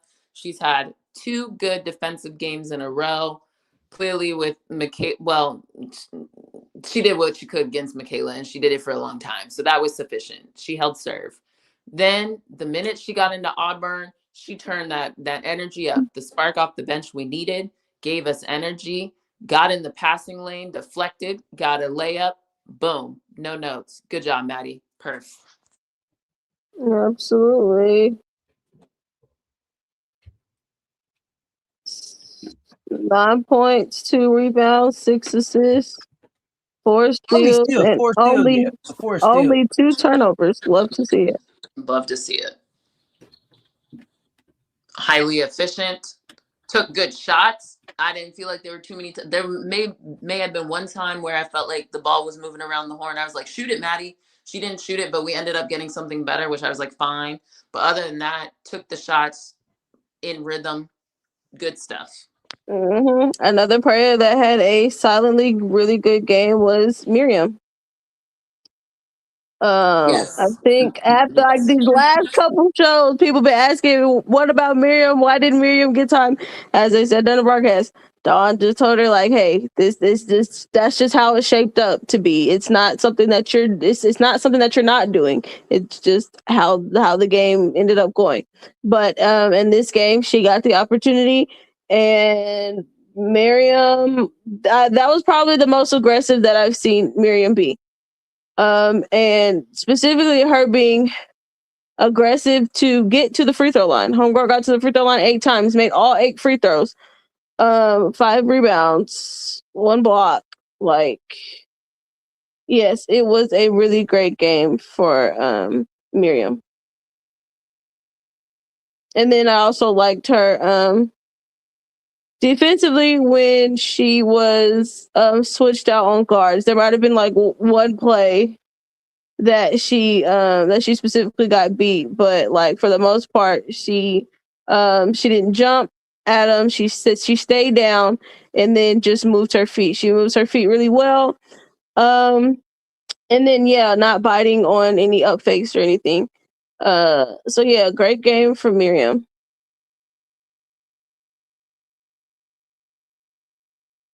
Definitely enjoyed Miriam's work. Also enjoyed Wyla McDowell getting some run. I thought that was a good showing for her. Who else? I think this was a really good showing for the bench. It's just a really good showing for them. What did our bench have? Like 36 or something? Is that this game? They had a good bench. Isla. All of them are running together. So I think everybody scored who got in. So by definition, our bench would have been close to They did a really good job. Got in some good minutes. The starters, Joyce had her normal night. I would love to see more rebounds, though, my good sister. Why do I see a 5 on here? But you also only played 24 minutes. But I don't love to see the 4 turnovers. No, don't excuse it. Don't excuse it. You're right. The 5 in 24 minutes. No, ma'am. What do we say? If you're gonna play small, 5. She cannot tie Raven in rebound. Sorry, can't happen. Especially with them going with a smaller unit. Joyce needs to have no less than 8, 9 really. Rebounds. So yeah, 5. No, thank you. Don't like to see it. And I don't like to see the 4 turnovers. And then especially the 4 turnovers with 1 assist. Tessa had a pretty good game. Yeah, Tessa was fire. Yeah, I was at one Raven, point. It felt like she couldn't miss. Raven, I thought struggled. Struggled from a typical Raven game. Like I felt like her turn, it was inexplicable. Like it just was off. I thought Maddie was our best point guard. Yes. For the game, right? With Raven, I think some of her turnovers, like Raven, you're seeing it. I don't know if it's necessarily like seeing it late or what she saw, but well, I saw what she was seeing, but it was like Raven. Hey, the defender's right there, sister. They're coming. They're flying. That's not the pass, especially because some of them were just like and just in the open court, fast break, and I was like, bro, no. And the thing is, I shout out to Maddie. That's why you there. You there absolutely as the stopgap, right? And so to be able to come in and do that, but I do think I'm willing to one off game from Raven out, for how much she saved us and carried us this year. Absolutely, I'll take it. I'm gonna shut up. I'll eat absolutely. it. She's allowed one. But yeah.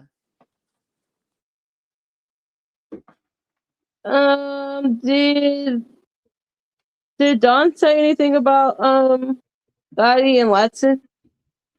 She did in the presser. She said that Latson was feeling under the weather, so she took her out. And she said for Gotti was in a lot of pain, but we'll see. Okay. Yep. Gotti did. So I think at half, Gotti did warm up. Nonetheless, Gotti was on the bench in like warm-ups. And then, I mean, seeing how Gotti fell, it looked like she was holding her tailbone, hip, something in there. So we'll see kind of what that looks like. I don't think Dawn has had any, conference or they've canceled. Even classes are still canceled tomorrow for South Carolina. So, they're both out tomorrow. They announced that, keeping it 1-8. Okay, well, that just means I hadn't seen that news. So if that's out, then that's out. It's out. It's out. The initial report is out. Latson and Gotti out. Okay. Well, that gives everyone else an opportunity to step up. There you go. TMZ just put it in the okay in the room about 2 minutes ago. Okay. I'm fine with that anyway, because again, not that.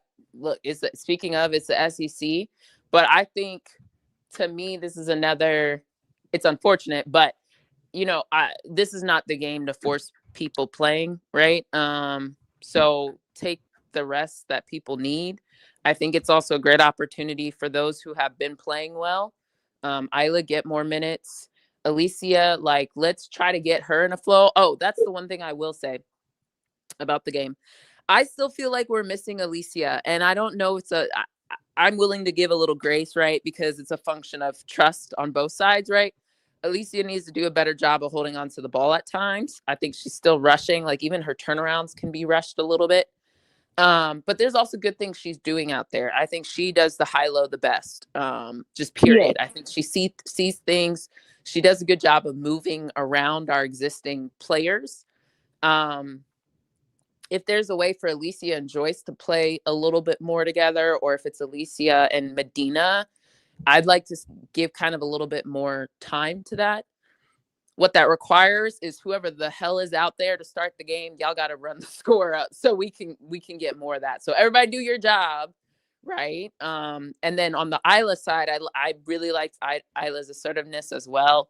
I thought she did some good stuff. I'd like to see her, get more comfortable, in those minutes. So I think the onus is on everybody to do your thing, so everybody can get the minutes they need to work some things out. But I'd also like to see us look for Alicia a little bit more. I think we're missing her. I think she could seal better too, show the numbers. But I think hopefully they work on that, because I do think we are missing her. And I think getting her the ball in good spots will also open up the flow of the offense. And that was actually something I really liked. during the Auburn game, I thought we did a really good job of moving the ball at times. I even though maybe shots weren't going in at some point, we were just missing shots, but we were moving the ball the way we were supposed to. So Yes, I those think are my things. the Alicia component is really just them. It's building trust. Like, look, Yeah, there's just like an element of trust on both sides, right? Alicia's yes, got to trust herself, not get sped up, be a little bit more definitive with the ball, right? Like, go grab it, keep it high, like, be stronger with the ball. But also, we need to feed her when she's clearly sealed someone and has the advantage. yeah, So it's on both sides. yeah. That's because I'm trying to think. There's only only one person played with Camilla, so only one person played with someone 6'7", and that was Raven. Or no, Tessa didn't play with Camilla. So yeah, so really just Raven, Tessa. It's only Raven and Tessa from our team. You're Yeah. correct. Yeah, Someone else that's decided only to two. leave. Yeah, it's that's the only Raven two and that Tessa. probably play with somebody 6'7". So yeah, so they gotta get the connection. Cause like the just throw that bitch. Just throw it. Just throw it to her. But She's it's gonna also get like it. a just throw it, and also she like because there was one where they Medina actually made a really good, and I've been on Medina. Medina I think came up high, was in the high post, the elbow. She made a really good pass, like a quick, decisive pass to Alicia. She turned, and somehow in her turning, I forget if it was Koulibaly or somebody, if somebody really athletic though for Auburn, blocked the shit right out of her hand. I said, how the Yeah. fuck did that get blocked? It's the being stronger with the ball. Yeah, her base isn't like, like she's still she also has to be stronger. She has to know people are coming, ripping the ball, right? Like keep it high, but keep it high with some firmness. And I think part of that is also her struggling with the physicality in terms of not like, all right, yes, she's struggling with them pushing back, but it's her finding the balance of, hey, being physical without fouling. Yeah, she starts struggling on both ends because I can see her being like, they're hitting the shit out of me, and it's like, boo, yeah, welcome to South Carolina, you gonna get abused down there. But then on the other end, she grabbing and they like boop boop, and she like, who, me? It's like, oh, yeah, some of it.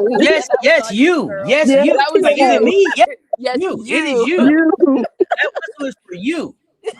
Yes, niece. Yes, niecey, that's for you. She'd be like, who, me? In a French accent. Who? Yes. It's like you have to be, as a post, you gotta be sneaky with it. You have to be sneaky with it. Long ass fucking go gadget arms are pulling bitches from exactly like the free throw line. They calling that.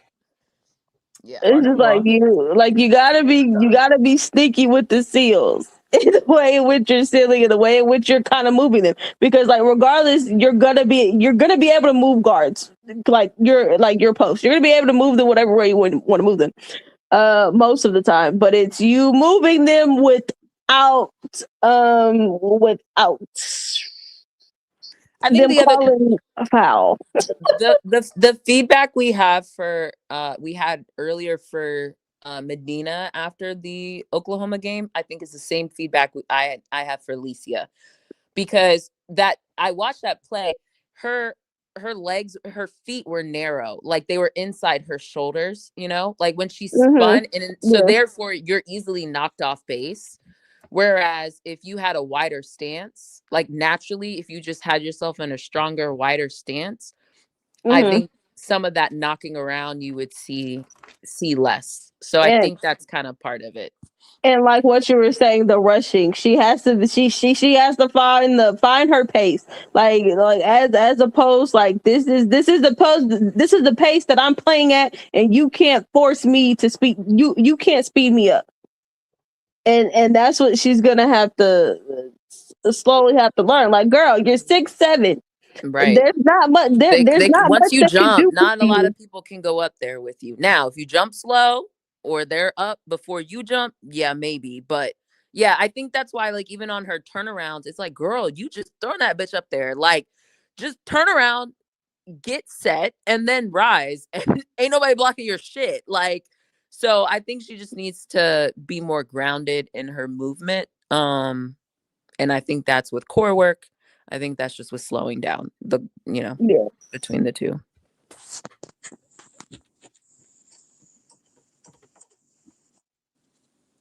It's a process, but she's doing some good things. She is. No, I don't want her not on the court. That's not what I'm saying. I don't think you guys are taking it that way, but just to be clear. But I think we need to be intentional with when she is on the court. Yes. Like, I would like to see Raven and Maddie, actually, quite frankly, either one of them figure out. And because I think Maddie, that lob we keep, and that was another one. Now, while we on the subject, things are coming back to me. We tried to lob like the last 2-3 games. Girl, if we don't be lobbing to you, coming back to you, let's go. Let's ride.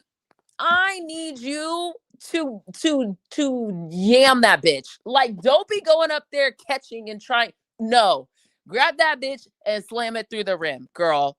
There was one where I was just like, why did you try to? You made that more difficult than you needed to. Just grab that shit and put it in the rim with your go-go gadget arms. Damn. Yeah, it was a lob for the layup, and she missed it. Yes. I was like, what are we doing? Like, it finally worked. You didn't get called for an offensive foul. It actually was a good throw. And instead of finishing, you like double clutched and tried to come underneath the basket for a leg. No. So either get rid of the lob or figure something else out. Y'all need to figure it out because they keep trying to set you up and you keep not doing it. And some of it is when they do it, it's the place in which they get it to her, because I've noticed that the times which they tried it, Maddie probably had like one of the first good ones, because most of the time when they're lobbing it to her, they're lobbing it to her where she's too far in the rim. She's not gonna be able to put that thing up there. Yeah. So it's like you said, it's them finding the connection, because it's like some of these lobs, like, yeah, y'all are getting the ball in there, but she can't do anything with it. She's under the basket. So it's like you gotta, and it might be that the screen for her needs to be set up higher. Yeah. Or the angle needs to be different, right? Because her incoming angle isn't. They need to talk about it, because it's like because we used to run that play for Lay. It's almost like they're still running that for someone who is, let her tell it, 6 foot, whatever. You know what I mean? It's like, it's not the angle. It might be instead of them running it at that, because they're running it from the elbow, right? I think they're running. Wait. When you say, in terms of where that screen is coming from, yes, it's coming from the elbow. It's the elbow point, yeah. And then, but then whoever's lobbing it is lobbing it from like the 3-point line. Yes. Yeah, like the opposite 3-point. Ooh. And it's just because like those plays are just so hard anyway. To get the timing perfectly, right. Because the other part is the minute that whoever is catching that lob, if they're bumped off their position, they're not going to be able to get to go catch that, let alone catch it in the spot where they can throw it back, where they can put it up. I think the other thing is, it's like, I'm trying to remember what's usually happening, like the traffic. Like, it's almost like the two other people. So right, there's the screener, there's Alicia, and let's just say Maddie for purposes of this game. So 3 people. The other 2, I can't remember what they're doing, if they're standing or if there's a back screen that happens. But you may need to have some other action there to clear out the lane. And honestly, it should just be a fucking bounce pass or a chest like a higher chest pass, just so she can catch it and go up. I don't know why it needs to be a lob city. And yes, because I think the other part is right now the teams have been snuffing it out. they know that Well, it's you've now coming. They just shown it. don't You've know now when. shown it Yeah. like 3 or 4 times, like, and we're not connecting on it on top of all of it. Yeah, so like they're stuffing it out. That's something that is very much in the film session. Hey, it's coming, and you need to be prepared for it. It might be that, like you're saying, an action needs to be ran. Within that, maybe it's you having I would like someone at the corner come up, probably and then Tessa. they're the person who lobs it. It will probably that would probably be Tessa, just because of the attention that Tessa herself is gonna draw. For them, it's Right. okay. Tessa's coming up. She's coming up for this 3. I think she's coming up for this 3. And it's like, oh, whoop, no, it's not. Here's Alicia coming back door. Yeah. Something like that. Because right now it's just like too predictable, and then the ball's in the air forever. It just is like, I wonder if we have a counter to it though, because like I could see you coming up with a counter.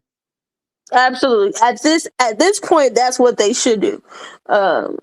Everyone, it's clearly in everyone's film session. They know that it's coming, so go ahead and make up the counter for it, so that you're prepared. So eventually, because you have the counter for it, then that kind of gives them putting the defense in a tricky position, because it's like, okay, which one is it? Is this going up for a shot, or is this going up for, or is this a play for Alicia? Which one is it? Don't know. But right now, it's very much a, oh yeah, this is to Alicia. All I got to do is, whoever the other man is, just bumper one time, you'll be all right. Hope for the best. Yep. Just bumper on the roll. That's probably what they're saying. Bumper on the roll. Yeah. Regardless, and that can't be the only play y'all get, Alicia. There has to be something else that doesn't involve a complicated lob, alley-oop, I something. I would actually like for them to get her something, to get her a touch at the free throw line. For a shot, or for her Right to at make the a decision. Just for her to just to give her opportunity to see what she's going to do with it. She can either use it for a shot, or depending on what the lineup is, there might be a driving lane there. Got you. Okay, you want to see what she And then the other part is you can also use it to see her passing. Let's get her the ball at the free throw line. Let's see what is it looking like. Let her make some reads, because the kid can pass the basketball. She can pass the ball, and I think she'll make the right read. So there you go. Give her some options.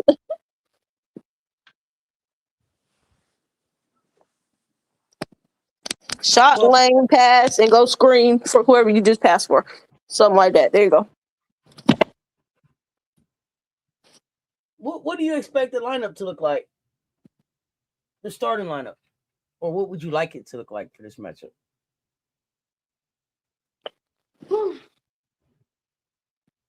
Still try to go small? Do you think we'll try to bring some size? What do you see? I wouldn't be surprised if Isla gets the start.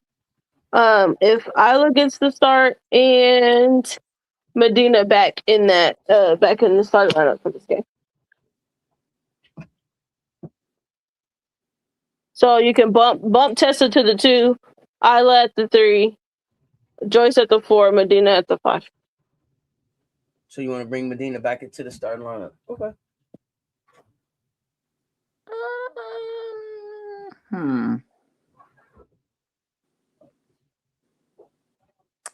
Yeah, I don't know. I don't know what I would expect. I think that would be. I think that would be the easiest. You can still stay small though, right?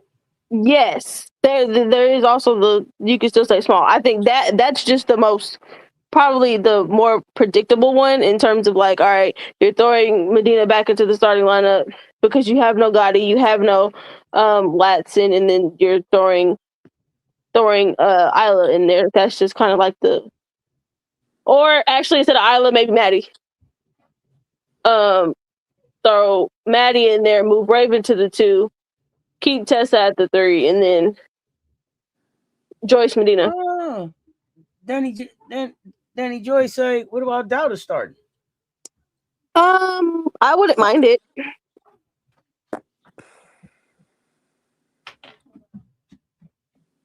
Let me look at the A&M roster. What they're looking like. You don't know. More size-wise, what are they looking like? I mean, what's her name? Janaea, the in it girl. She's their like rebound. Like you do need to put a body on her and rebound, but I don't feel like there's. I mean, you can't like bullshit, but like you could go that same. Well, you could have Joyce play the 5. I think with no Gotti though, that kind of is no Gotti and no Tanaya, right? Yeah. So that's what we're actually solving for. Yeah, I mean they're all options. I just don't know which one we're taking. I personally don't care to be clear. Like I don't care. I don't care who starts. Just bring your energy when you start. That's all I want. I'm gonna put my money on Raven moving to the 2. Mouse is the 1 with Medina. That's what I'm gonna put my money on. That's what I think I'm gonna go with. Yeah, that's what I'm gonna go with.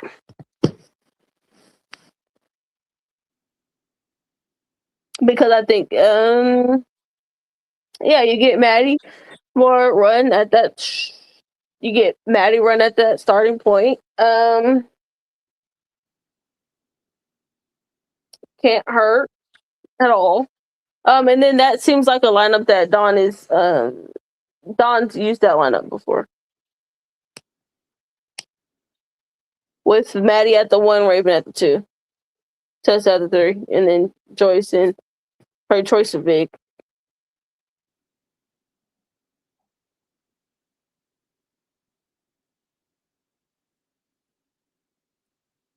But hey, this is the great thing about having so many people that are playing well. You can throw, and just having all the size that she does, she can just throw a bunch of different lineups out there. And it really wouldn't matter what she throws out there, to be quite honest. So she has a lot of options. Because she could definitely use it. No, I was gonna ask you all: are there specific things that you want to see us working on in this game, or are there specific things that you think Texas A&M gives us an opportunity to work more than other games as we start to build towards March? My things are the same things I've been saying since the beginning of time. And no, I don't think there's anything in particular for Texas A&M other than a coach who's familiar with what we want to do. So execution, defense, rebounding, those things. Yeah, I expect them to continue to be scrappy, disruptive.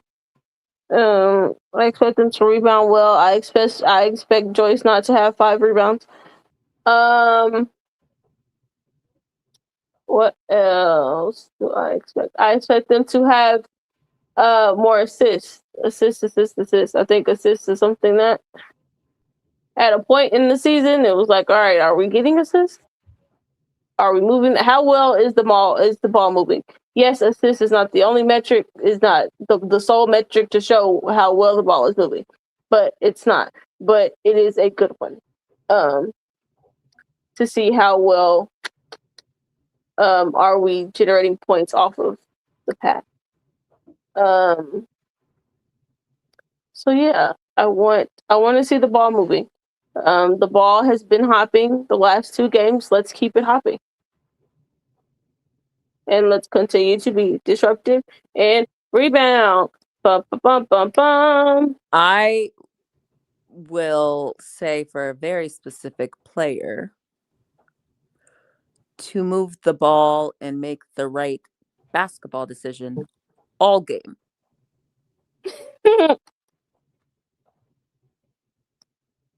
Yep. Cause I can't do the really great showing passing wise, and moving the ball, and then the showing of 4 turnovers. Just can't have it. We know you can do it. Now let's make it consistent. Commish, you over some stuff? What's going on here? What happened? MJ said Commish sounds like she's over a lot of this stuff.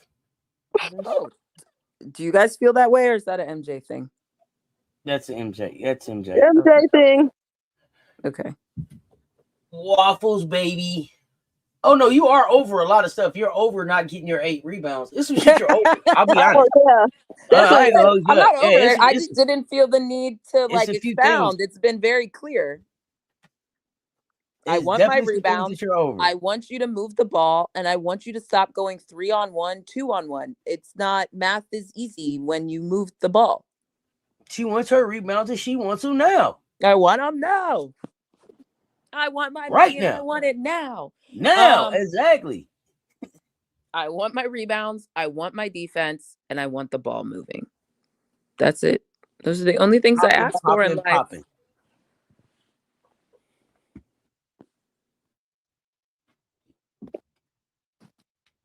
She's tired of telling us about love. She always tired of telling me stuff. It's okay. I'll just keep asking.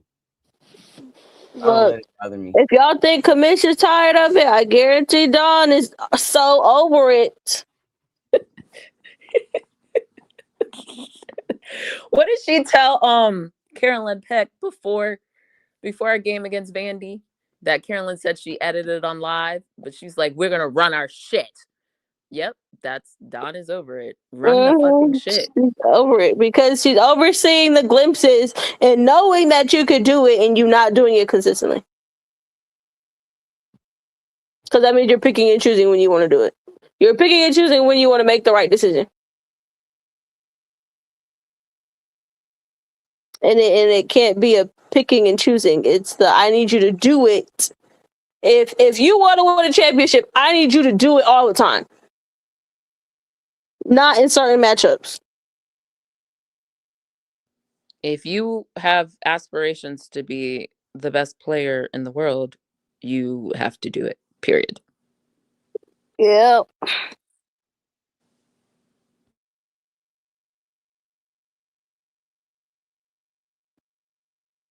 It's not an option. Would I be saying it is not optional? Yeah. Because it's like, do you want to be the best or do you not? Like, well, the best does it every night. Does it look pretty every night? No. But the best does it every night.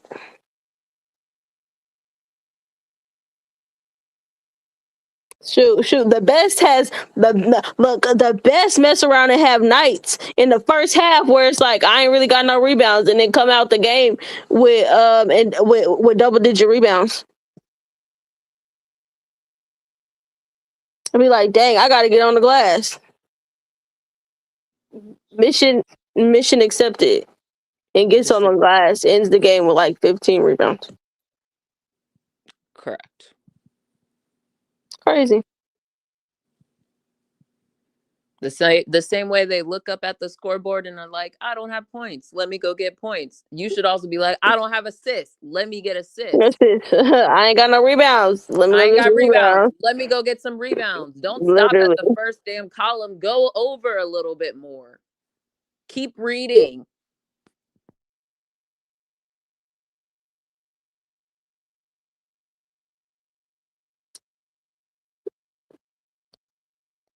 Yeah, it doesn't stop and end. The game doesn't stop and end at points. People.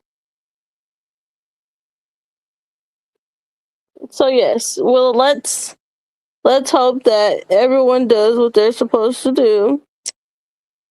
And that the bench gets a lot of really good minutes. Let's continue to build on good habits, people.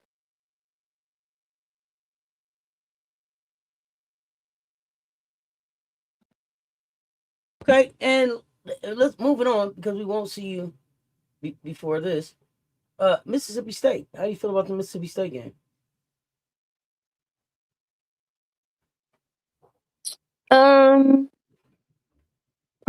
Similar to the Rebound the ball, defend, execute. And we get Mississippi State at home too. We're at home for them. Rebound so the 2 games at ball, home. defend, execute. Yeah, that's the thing here on out. Cause I think I'm interested in this game because just because of some of the players that we're gonna get a chance to play against. We're gonna see Favor. But what's the other young lady's name? Francis. Madison. Is that it? Francis. Yeah. Yep. Looking forward to seeing her. Who do you think matches up with Francis?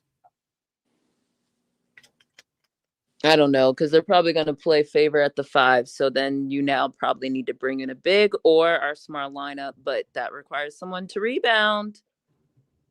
So we'll see. I assume we'll go big for that. Okay. And hoping everybody's healthy and back for that game. Yeah, execute, damn it. no, like that's really all it is at this point. Any matchup, I could just tell you rebound, defend, and execute, and it applies to everyone. Like it's the formula. There's no two ways about it, which is why I sound monotone, because it applies to every single game.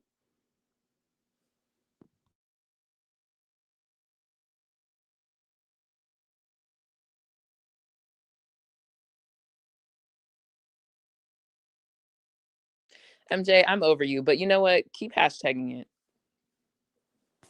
You're right. That's exactly what I want to see. Rebound, defend, execute. Literally, because like no matter the matchup, you have to do those things. Because if you don't, you lose. And who the heck wants to lose? Like, it must be done. Like, you can get into the specifics in terms of what does like the specific matchups, what does that look like? What does it look like when you need to defend this player? Yeah, you can go through the other parts of the scouting report. But I bet on the top thing of that scouting report says, you will rebound, you will defend, you will execute. You will execute. AKA pass the damn ball. Literally. You will do all those things. And then you add in, then you sprinkle in the specifics on the matchup.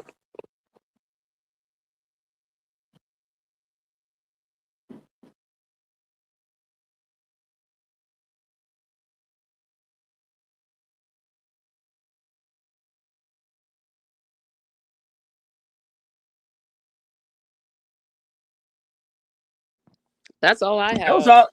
That was all I had. I didn't have anything else on the list. I know we got some Unrivaled going on. Shout out to Aaliyah Boston. Aaliyah Boston's too fucking around with y'all. Hey, didn't we have a conversation not too long ago where we listed out the top centers in the league? Mm-hmm. Yeah. Mm-hmm. Mm-hmm. I just still don't think Aaliyah has a 5. But I get it. AB continues to show she is not to be fucked with. She continues to show, but look. And I didn't watch it, but I heard Dana was supposed to make her debut today. Did she? I don't remember if I saw Dana. I was in and out. Okay. Yeah, I was here with y'all, so I haven't recorded, but I thought I saw some socials that said Dana was going to play, but who knows? We're going to see. I'm going to be surprised when I watch it later. Definitely on my watch list before the show. Let's see here. What's going on, Tanya? Yeah, all business. She was all business. We have to practice good habits for Texas A&M, Mississippi State, Tennessee, LSU. But then it's still in the ball watching phase of her career. She better get out of it quick. I don't know if I think she's just still learning. But I got you. What else? Yeah, what else y'all got that we need to talk about that we didn't? There's a million games, but yeah. Oh, thank you. Dana did play. Panel? Yay, Dana. Yes. I'm telling you, the Phantom gonna get real. I've been waiting for Dana because I said with AB playing the way she is, and if KP decides, you know what, No, I'm not doing that. Let me go on mute. Let me not.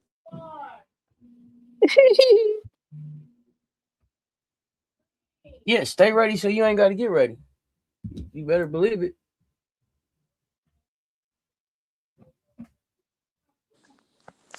KP's team would win the championship if she passed the ball a little bit more, but yeah, they probably would. Because they looking a little scary over there. Looking I told like you some guys. I told you the Phantom. Watch out for them. When we said it before, everybody looked at me. I said, no. You got a ultra competitive crew. You have people who have played 3-on-3 before. Watch out. And AB is a good passer. And actually, that dime she hit to KP, like AB's passing is also getting like really fire. Absolutely. I'm tired of the development pool people. I'm over it. I'm very over it. They need to fix this for next year. So Haley, okay, Haley's playing with the Breeze tonight. Okay. But yet we haven't, you know what? The development pool continues to be very interesting.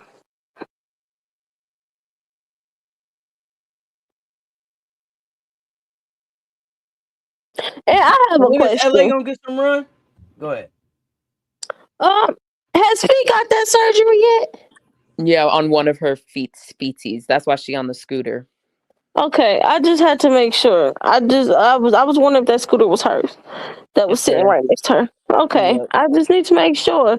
Like, girl, you got your feet done, right? But I think it's happening one at a time.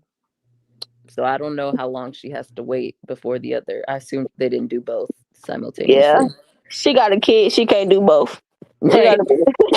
She gotta at least be able to wheel herself over to her baby, running all over the place. Right. Breaking. What's happening? What?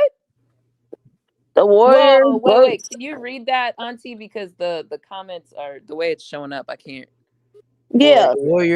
The Warriors, Bucks, and Nets are finalizing the 3-team trade that sends Giannis Antetokounmpo and Kyle Kuzma to the Warriors. Jonathan Kuminga, Brandon Podziemski. People are still underrating AB. Four first round picks to the Bucks and Moses Moody, Draymond Green, and 2 second-round picks to the Nets. Wait, Draymond Green what? Is this real? Hold Yeah, on. good. That's the only way it really works. What? Ain't no way. Don't tell me this. Hold on. Where's man, I've been waiting days. Look. Because that's a lot what I just heard. I'm not saying I don't believe you. I just need to make sure it's coming from wow. Oh no. I've prayed so many nights for this day to come. Wait. Hold on. Shams didn't report it. Just make sure it's not one of them fake accounts because they really be moving out here.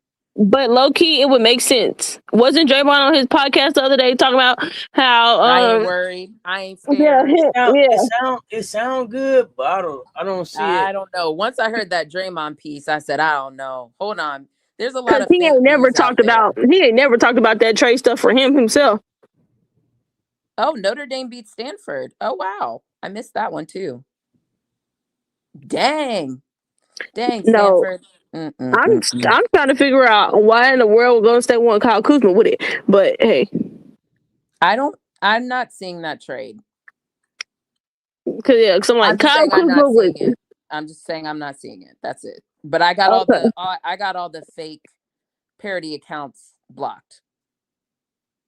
And then, so Porter Jr. just stays in Brooklyn? I have not seen that information. So again, I am just gonna pretend. I'm not indifferent about Draymond being moved. I mean, I called for us to move Draymond some years ago, but I understand why Draymond hasn't moved. But I feel like that was something that we needed to do a while ago. But I also feel like am, a Warrior fan that doesn't necessarily believe that Steve Kerr should still be there. So there's that. Look, all I'm gonna say is if Draymond is being moved, that means that they're finally going all in on Steph. And this is what needs to happen. I think they've always been all in on Steph. I think that's why Draymond has been there. I actually think I don't see Shams. All I'm saying is I don't know, guys. I've been scrolling for a minute. I'm still not even seeing that news. So I think that might be some fake stuff. It could be real, but I'm not seeing it.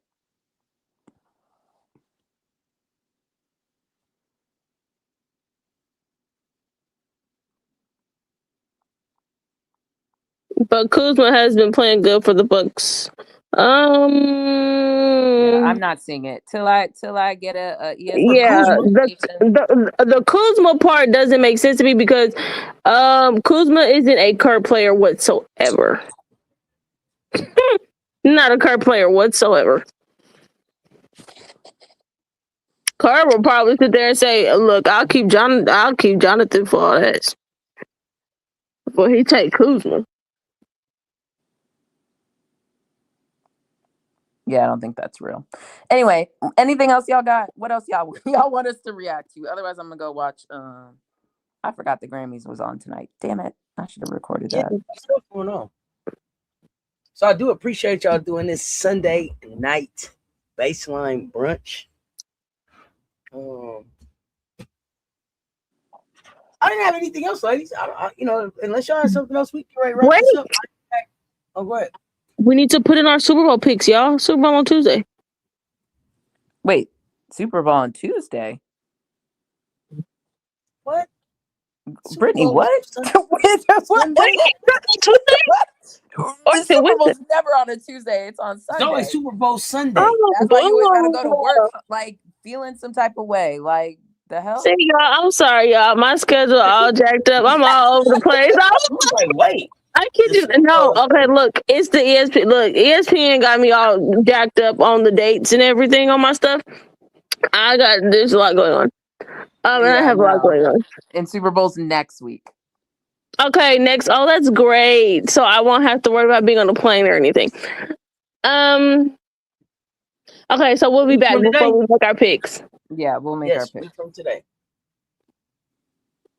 Why are we all acting like we probably don't all have the same pick? Well, I don't want to say it out loud because I don't want to jinx them. Hey, Super Bowl Tuesday. Hey. I said what? Tuesday?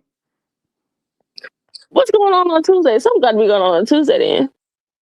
I have no idea. I don't. Brittany, you gotta go consult your you gotta check your schedule. Yeah, I don't know. You put something on there wrong. Maybe work is doing like a fake Super Bowl party on a Tuesday. Yeah, Super Bowl party. I don't know. Something going on. I don't know. Something wrong on your schedule. No. Or it's a party and we ain't invited. That's all. I mean, it's all, and that's cool too. Girl, I'm like, well, who invited me to a party? First off, you are silly. It's a party and we not all invited. Y'all, we got 164 in the chat. Hit the like and the share. They both right there. Run them up. Y'all, it's my birthday week. We are having a birthday party. I think it starts tomorrow, but for sure on Thursday. Y'all pull up, celebrate with me. Baseline Brunch back next week. I'm in Columbia next week. So excited to get to the game. What else I got, y'all? We got on the court with JSS tonight, and I think the CC show. I think. So I don't know. Y'all stay tuned. Ladies, y'all got anything before we get out of here? No, I think we covered as much as we possibly could with everything today. Happy Black History Month. Oh, yeah. Happy Black History Month. Absolutely. Special. We got a special Black History Month series coming for Polysports Tea Time. Be on the lookout for that. We'll be highlighting some pioneers in some different sports. So looking forward to those conversations. But ladies, I appreciate y'all pulling up for this Sunday night conversation. We appreciate y'all pulling up and having the conversation with us. If it's your first time here, hit that subscribe button. Don't miss the next drop. Ring that notification bell. Until next time, y'all know what it is. It's the Commish, Brittany, Cess Talk Sports, Baseline Brunch, y'all. We out.